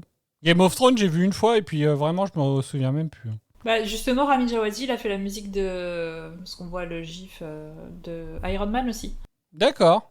Et c'est pas Westworld qui l'a fait aussi? Ouais, mais je pense pas que Cédric ait vu, du coup. Non. Toute une sériphilie à refaire. Je sais pas si ça se dit, mais... Mais ça nous force à regarder Doctor Who.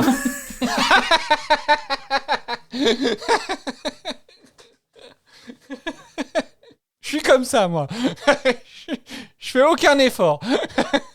Par contre, Bob a parlé des Gardiens de la Galaxie. Oui. Ouais. C'était par rapport à Amy? Non, c'est plus par rapport au trio Strax, Jenny et Vestra. Ok. J'aime bien leur tri. En fait... Il n'en est pas un, du coup. Pourtant, puisque ils se rencontrent que là. Hein. Donc, j'aime bien Vestra et Jenny, le moment où elles sont dans le centre de contrôle, ou je sais plus trop quoi, là, quand ils discutent un peu de tout et de rien, pendant qu'il y a les mecs derrière qui essayent de se sauver. Ouais. Mais justement, même ça, l'ambiance m'a fait penser un peu aux Gardiens de la Galaxie, mais c'est Strax, le nom, c'est ça? Ouais. Strax, ouais. Ok. Bah, Monsieur Patate. en fait, avec sa forme de patate, il m'a fait penser à Drax. Et le nom, je l'ai trouvé proche, et dans ma tête, ça m'a suffi, en fait, à illuminer ma vision des Gardiens de la Galaxie. Bah, en vrai, il y a peut-être clairement un lien. Hein. Vous avez pas une petite anecdote là-dessus? Non, je crois pas. Mais après, je peux dire que moi j'aime beaucoup le personnage aussi de Strax et qu'il me fait bien rigoler. Alors après, c'est pareil parce que c'est un Sontarien. Est-ce qu'ils ont été créés, si tu prends l'historique des Marvel, des comics, est-ce qu'ils ont été créés avant ou après les vieux Doctor Who? Du coup. Alors, les Sontariens. Lequel est né le premier du coup? Les Sontariens, 1973. Saison 12 de la première série. 11. Ah bah moi j'ai depuis la saison 12. Bah moi j'ai 3e Docteur, saison 11, série originale, épisode 1 de la saison 11. 15 décembre 73. L'épisode The Time Warrior. Bah oui, mais oui. Guerrier temporel est le premier épisode de la saison 11 de la série originale. Il y a un moyen de savoir qui c'est qui fait... Qu'est-ce qui a inventé les Sontariens? Oh, c'était la première apparition, The Time Warrior, c'était la première apparition d'Elizabeth Sladen dans le rôle de Sarah Jane. Et c'était John Pertwee en docteur. Apparemment, en demandant à ChatGPT, il n'y a aucun lien direct entre Strax et Drax. Ah. Déception. Alors, est-ce qu'il y a d'autres sujets que vous vouliez aborder? Juste un petit truc. Très rapidement, quand les soldats s'enfuient et qu'ils se félicitent d'avoir fait une guerre, d'avoir gagné la guerre sans verser une seule goutte de sang. La base des soldats qu'ils atomisent là à côté de la planète et compte pour du beurre? Bah, ils avaient peut-être pas de sang. Ouais. Je sais pas. Ça me paraît un petit peu tiré par les cheveux. C'est alambiqué ton truc, Cédric. Non, mais c'est vrai que oui, il y a Danny Boyle quand même, donc qui l'embarque carrément avec son avion hein, du coup, hein, parce que il vient quand même de la Seconde Guerre mondiale, hein, Danny Boyle. Hein, je sais pas si vous vous souvenez de lui. C'était une autre question que j'avais. Oui. Je me souviens plus. Bah de l'épisode avec Churchill. Ah, le truc, le gars conçu par les Daleks. Non, c'est pas. Alors Non. c'est pas lui. Non, mais le gars conçu par les Daleks justement, il leur permet de faire pour que leurs avions de la Seconde Guerre mondiale puissent aller dans l'espace pour vaincre les Daleks. Et du coup, c'est cet avion-là et le pilote qui suivent le docteur. Et donc, c'est à lui qui parle en disant Danny Boyle.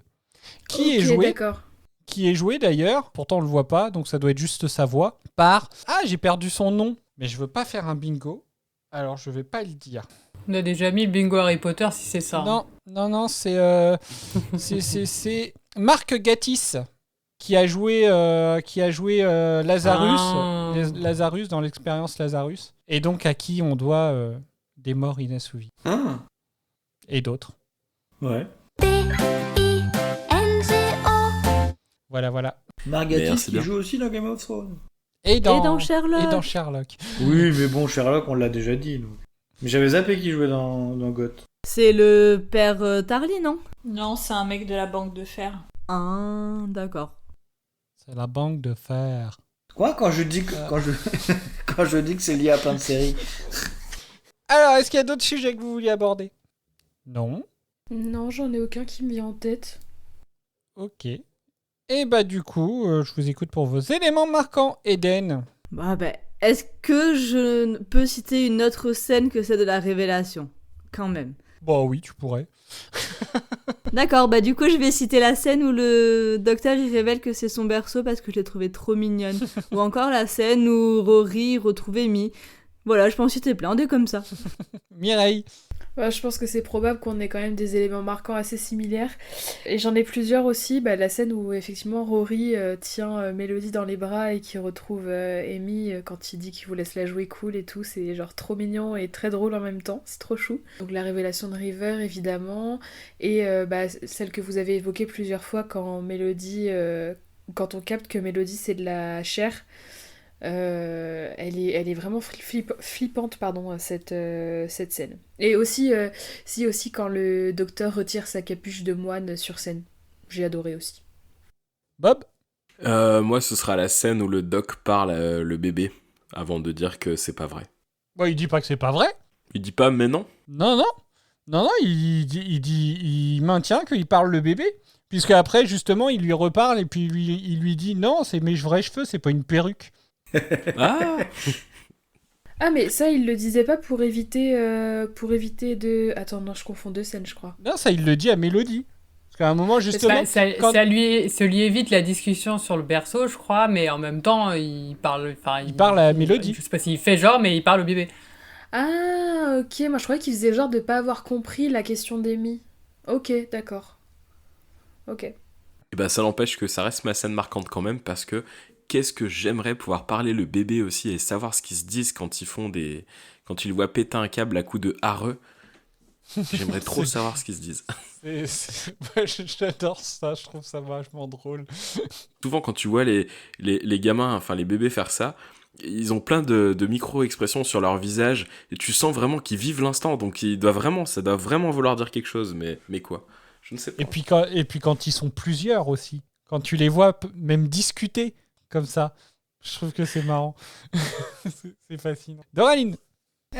Du coup, je suis un petit peu comme vous. J'aurais pu dire le moment où on sait que River est Mélodie, en plus avec la musique derrière, et aussi la scène que tu avais mis en intro là sur ses cheveux. Je te l'avais dit en live tellement ça m'avait fait rigoler. Mais du coup, je vais juste dire la scène où River rentre de la prison après son rendez-vous avec le docteur pour son anniversaire. Il y a l'alarme sonore en fond. Elle rentre en mode ultra happy, genre sur son petit nuage, en se dandinant, et elle décroche le téléphone avec une désinvolture. Ça m'a beaucoup fait rigoler. Oui, c'est vrai. Adèle. Moi, je vais complètement casser l'ambiance. Bravo.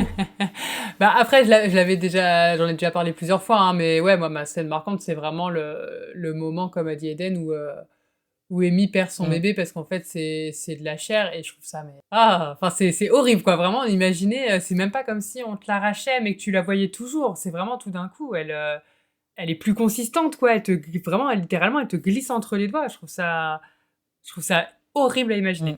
Et je trouve que Karen Gillan, elle joue très bien dans cet épisode, et vraiment, cette scène-là, elle le joue très très bien.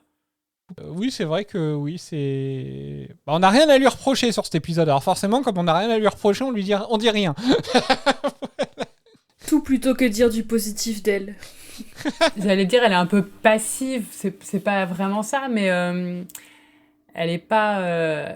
c'est la personne avec Mélodie qui veut le récupérer, mais elle est pas au cœur... C'est pas le centre de l'épisode. Si je peux dire ainsi. Voilà, c'est ça, elle est pas au centre de l'épisode, dans le sens où c'est pas elle qui fait les actions, etc. Donc on a fatalement moins de choses à dire, parce qu'en fait, on la voit toujours attendre. Elle est très secondaire. Voilà, c'est ça, on la voit attendre, et puis après, comme elle a le bébé, c'est la personne à protéger, donc elle fait pas grand-chose, finalement. Oui. Mais elle joue bien le fait de pas faire grand-chose. Il balance un petit taquet. Le salaud. Pardon. T'avais pas fini, je crois, si ?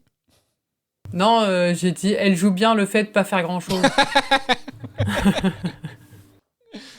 Pierre. Ce sera un élément marquant, mais du coup, c'est le personnage de Strax, moi, qui me fait bien marrer. Ses commentaires et ses réactions, je trouve ça toujours...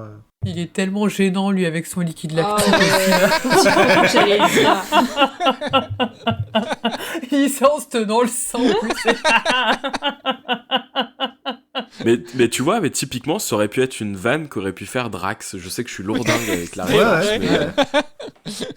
C'est vrai, il se rend pas compte de ce qui sort. C'est vrai. J'avais un élément marquant, mais il m'a pas tant marqué que ça, puisque je m'en souviens plus. Un élément mi-marquant. Non, si. Alors moi, il y a un petit élément marquant quand même que j'ai. Alors bon, déjà Lorna, moi j'aime beaucoup Lorna Bucket, et surtout au final un petit peu le parcours qu'elle a sur tout l'épisode, parce qu'on la voit plusieurs fois. Limite, tu vois, tu disais que qu'Amy était vachement secondaire, mais au final, effectivement, on a même l'impression que Lorna est plus en avant que Amy. Et du coup, j'aime bien quand même, j'aime bien un peu l'histoire qu'elle raconte, par exemple, aux deux soldats qu'elle croise. Enfin voilà quoi, j'aime bien vraiment le personnage. Et par contre, sur les deux personnages qu'elle croise, moi c'est vraiment quelque chose qui me marque depuis que j'ai un peu compris la scène.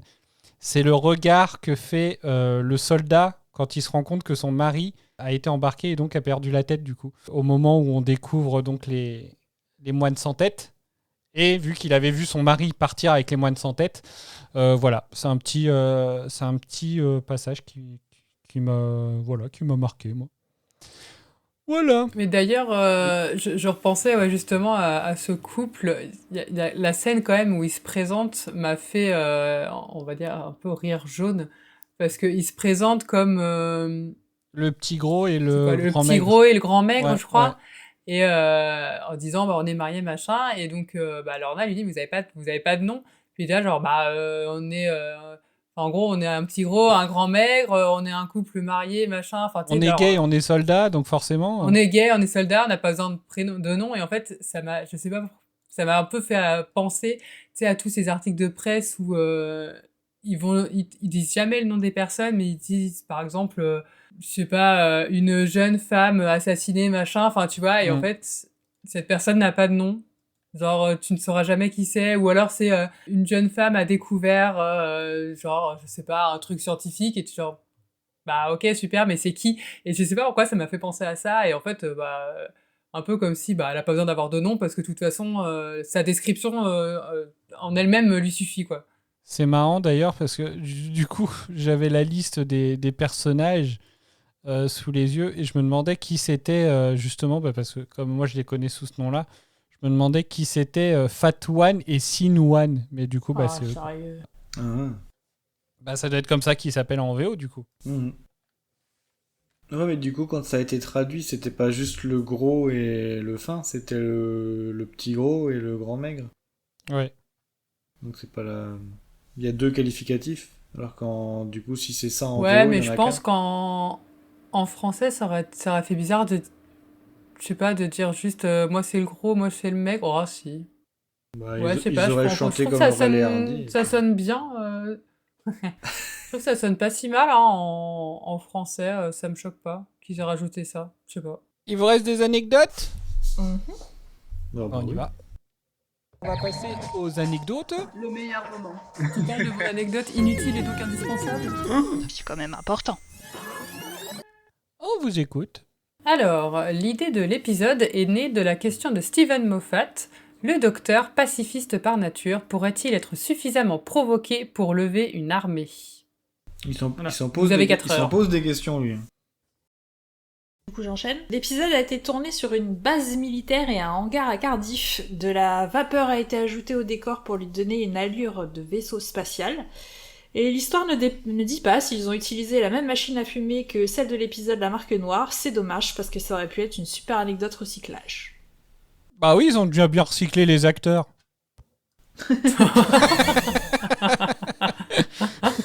Bon, j'espère qu'ils ont utilisé la même machine quand même. Que c'est pas genre du one shot quoi. Donc sinon, encore selon Steven Moffat, le capitaine Jack Harkness devait faire partie de l'armée du Docteur. Mais John Barrowman tournait la saison 4 de Torchwood à ce moment-là.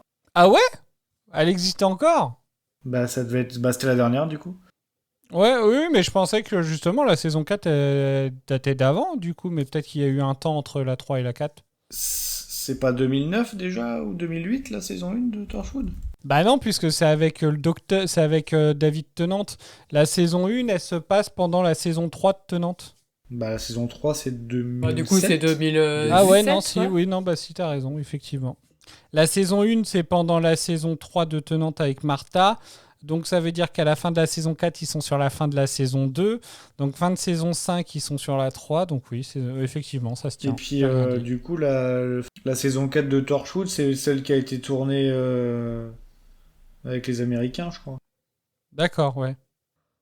Eh ben, je suis déçue de pas avoir vu Jack parce que ça fait longtemps qu'on l'a pas vu. Ah, voilà. J'espérais bien une réaction quand même. Quand même. Mais j'ai écouté l'anecdote. En plus, il devait pas tourner bien loin, donc il aurait pu faire un petit caméo, tu vois, au moins. Bah non, il vient de dire qu'ils étaient en train de le tourner avec les Américains, donc ça devait être tourné peut-être aux États-Unis. Il aurait pu faire un Skype, lui aussi. Pardon, un Teams. Oui, c'est vrai, il aurait pu faire un Zoom. Coucou, désolé, je serai pas là. Bon courage.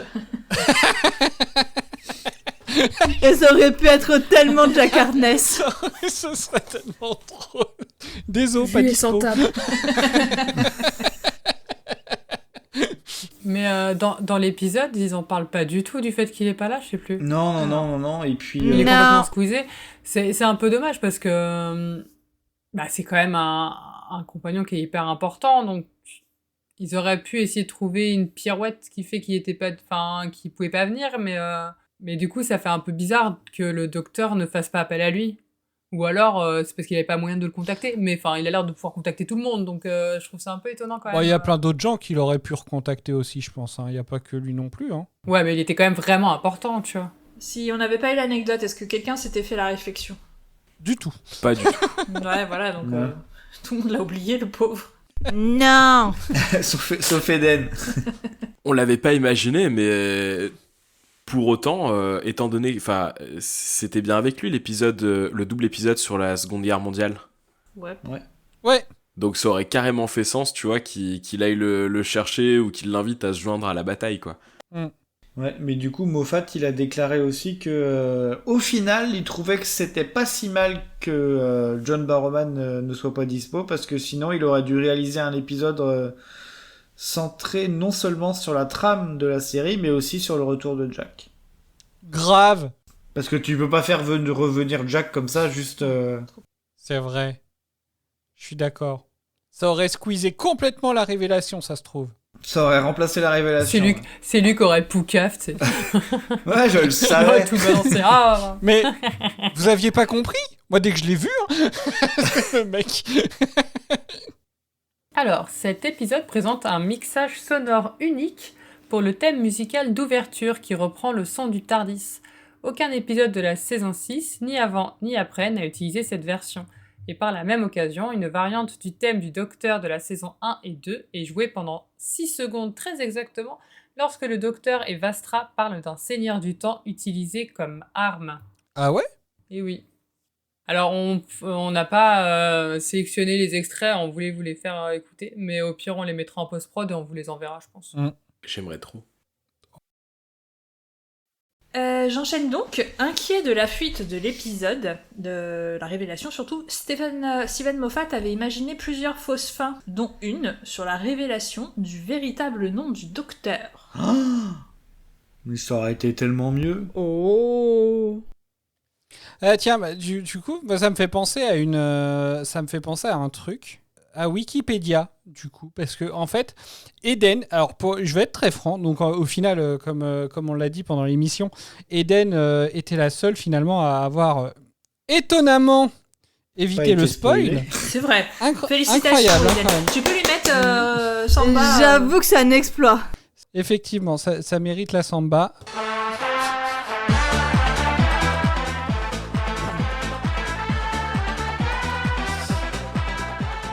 Mais du coup, ce que je voulais dire, c'est que en début de saison 6, j'ai interdit complètement à Eden d'aller sur Wikipédia.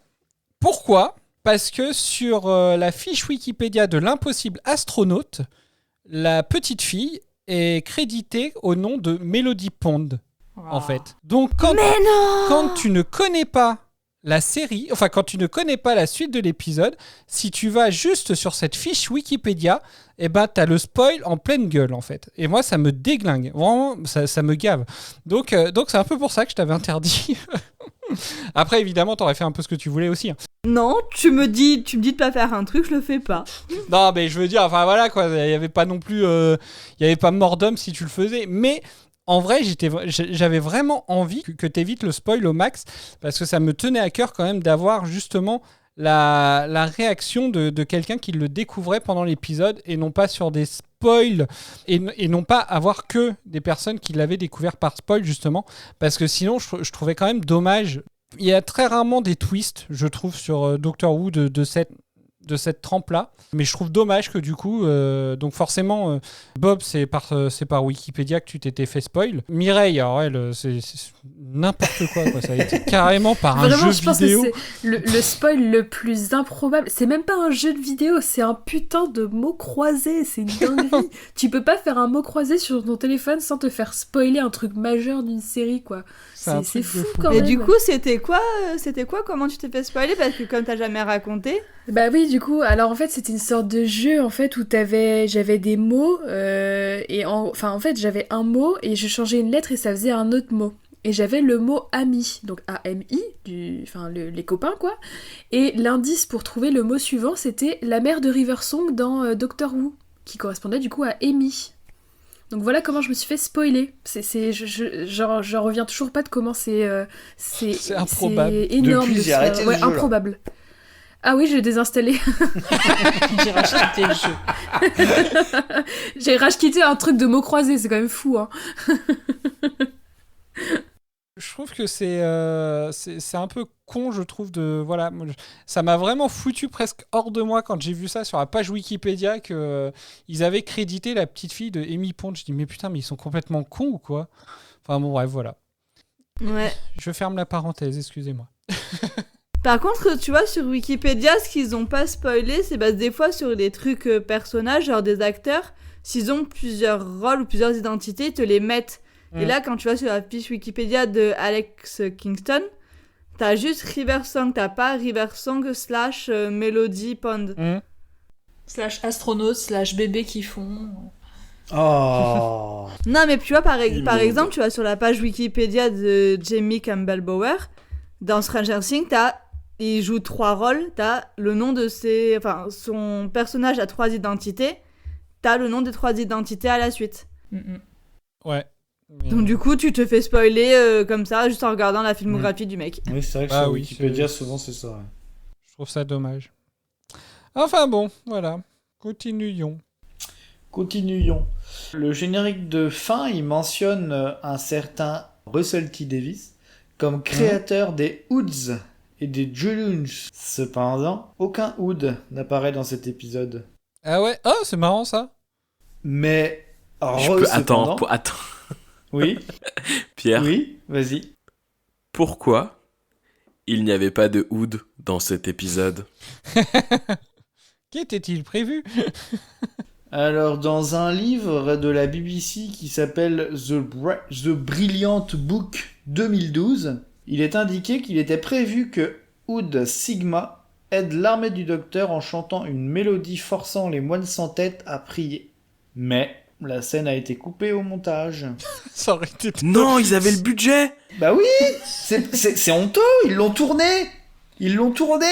S'il faut, ils ont cramé le budget de la dernière fois dans cette scène qu'ils ont même pas mis au montage, quoi. Ce serait drôle, quoi, putain. Oh là là, j'imagine tellement... Ah, je suis désolé, j'aime beaucoup les Hood et Hood Sigma, mais je sais pas, moi, je pense que la scène, elle serait ridicule.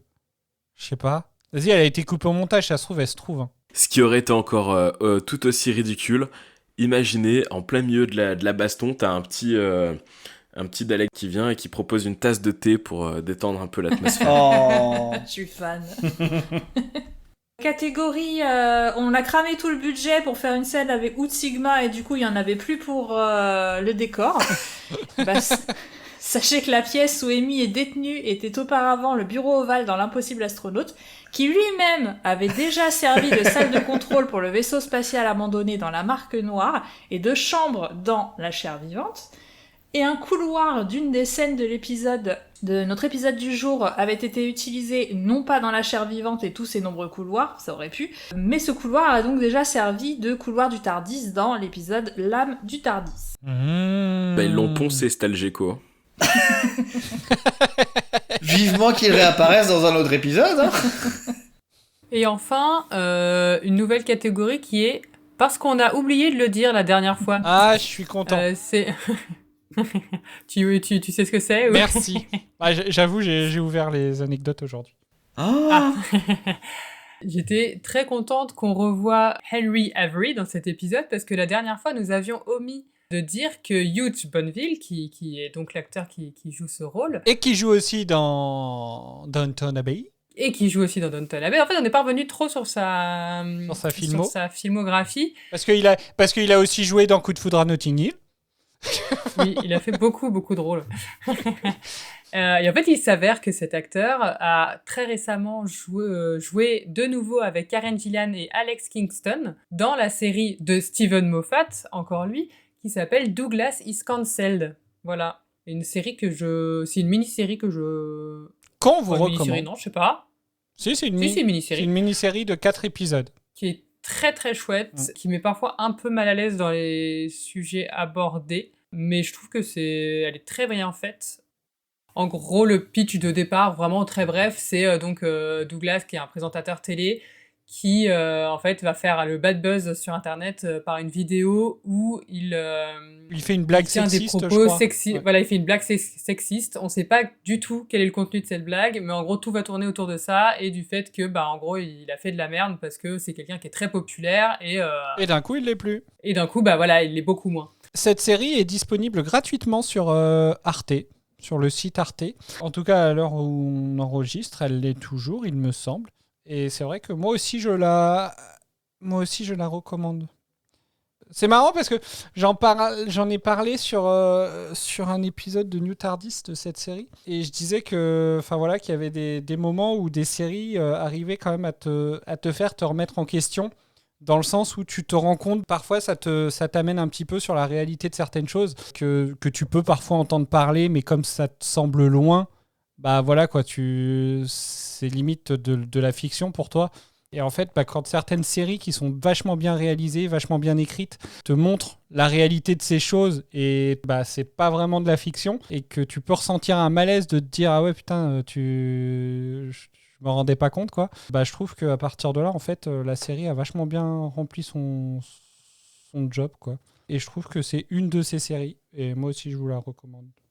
Ah, c'est cool que t'en aies parlé. En fait, vraiment, quand j'ai vu la scène avec Hugh Bonneville, j'ai genre oh, on va pouvoir la dire.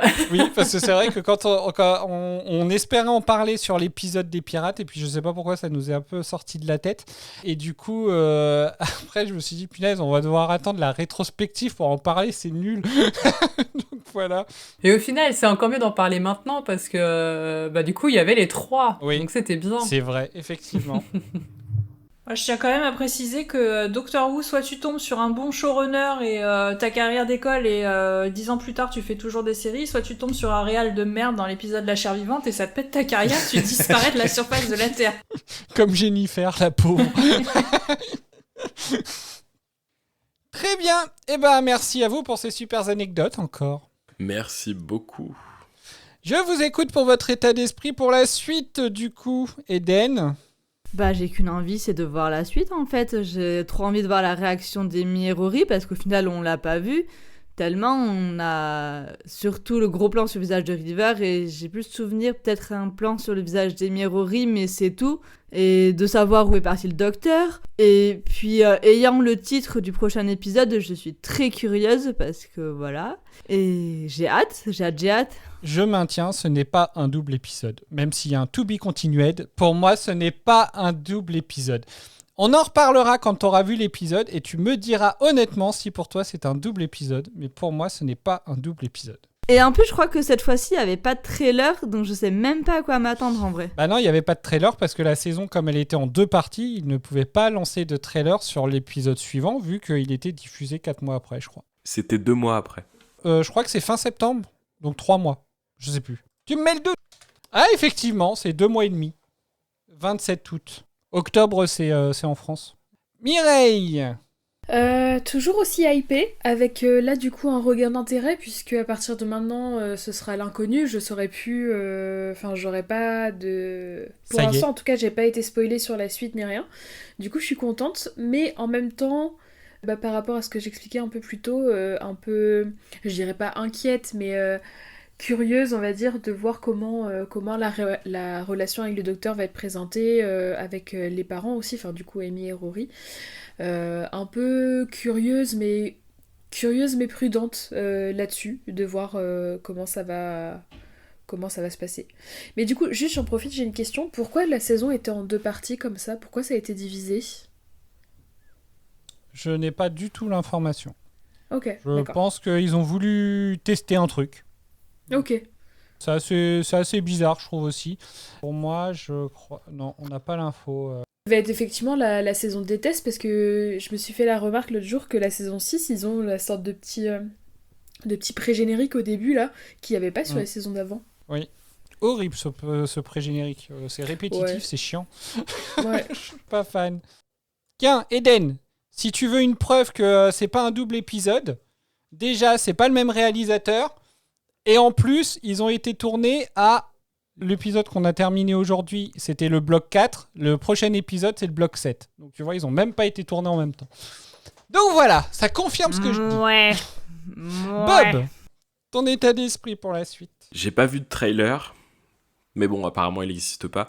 Et je rejoins totalement Mireille et Eden.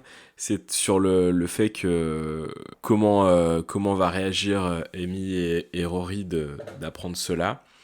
Et en même temps, je partage le point de vue de Mireille sur le fait que on est de retour tous les trois à égalité et que peut-être qu'en étant moins focus sur ce spoil dont j'avais l'info, j'arriverai à davantage profiter des intrigues et de ce qu'on va voir à partir de maintenant. Subsiste quand même une question, est-ce que, vu que Rory et Amy savent que Riversong est leur fille, vont-ils l'élever différemment, et si oui, est-ce que ça va influencer le futur, et par conséquent annuler ce qui vient de se passer? Suspense. Très bien. Est-ce que vous avez des choses à ajouter? Ça va être long avant le prochain enregistrement. Ah ouais, ça va être long. C'est ici que s'achève cet épisode de Retardis Experience. On se retrouve prochainement pour un nouvel épisode dans lequel Dr. Amy et Rory vont devoir faire face à des révélations aussi surprenantes qu'inévitables. C'était donc notre dernier épisode de la saison, et pour ce qui est de la reprise, en raison de changements dans la vie personnelle des uns et des autres, on prend une petite pause pour recharger les batteries et surtout pour voir comment on pourra s'organiser au mieux le moment venu. On espère revenir maximum en octobre. Mais pour l'instant, on ne peut pas encore confirmer de date. N'hésitez pas à suivre nos réseaux sociaux pour connaître la suite. En attendant, New TARDIS revient à partir du 7 juin pour débriefer la nouvelle série de Doctor Who qui est diffusée sur Disney+, avec un nouvel épisode chaque semaine. D'ailleurs, pour la première fois, on va enregistrer le dernier épisode de la saison New TARDIS en live sur Discord. Là aussi, n'hésitez pas à suivre nos réseaux pour avoir toutes les infos. Ce sera quelques jours après la sortie de cet épisode. Une autre date dont on est sûr, c'est celle du 9 novembre, date à laquelle nous serons à la convention Whovians à Moulins. On espère vous y voir nombreux. Et sinon, notre troisième émission, Vortex, au-delà du Retardis, est aussi dispo sur les plateformes. Un immense merci à nos tipeuses, Rose, Lily, Tiffany et Corsettilou, pour leur fidélité et leur soutien. Pour être tenu au courant de la reprise, comme je l'ai dit, ou des nouveaux épisodes, n'hésitez pas à nous suivre sur Facebook, Instagram et X, ou à nous écrire à retardisexperience@gmail.com. Et comme toujours, vos likes, notes et commentaires sur les plateformes de podcast nous aident énormément à rester visibles. On vous souhaite un très bel été et on vous dit à très vite pour de nouvelles aventures. Portez-vous bien et à bientôt. Salut. Salut. À bientôt. À bientôt. Salut. Ciao.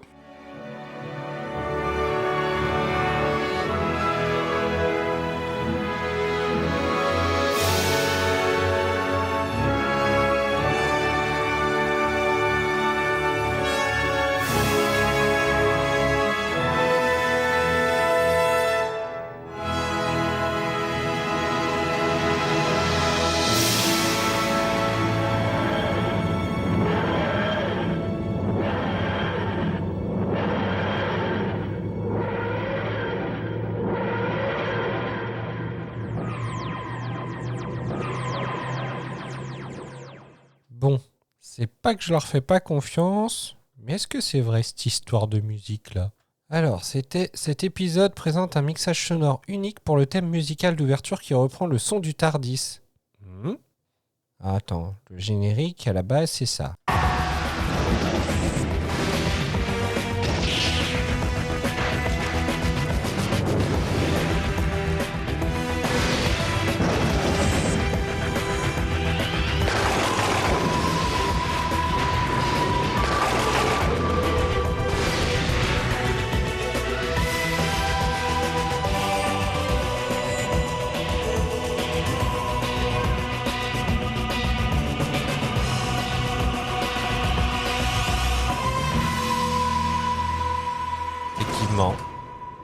Pas de son du TARDIS. Alors, du coup, le générique de cet épisode-là...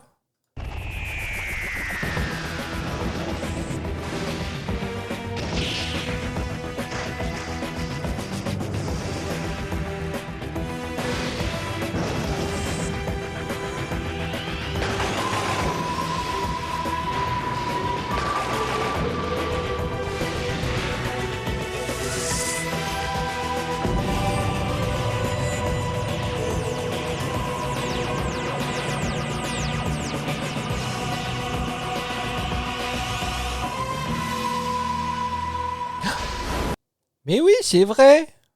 Attendez, on réécoute pour voir.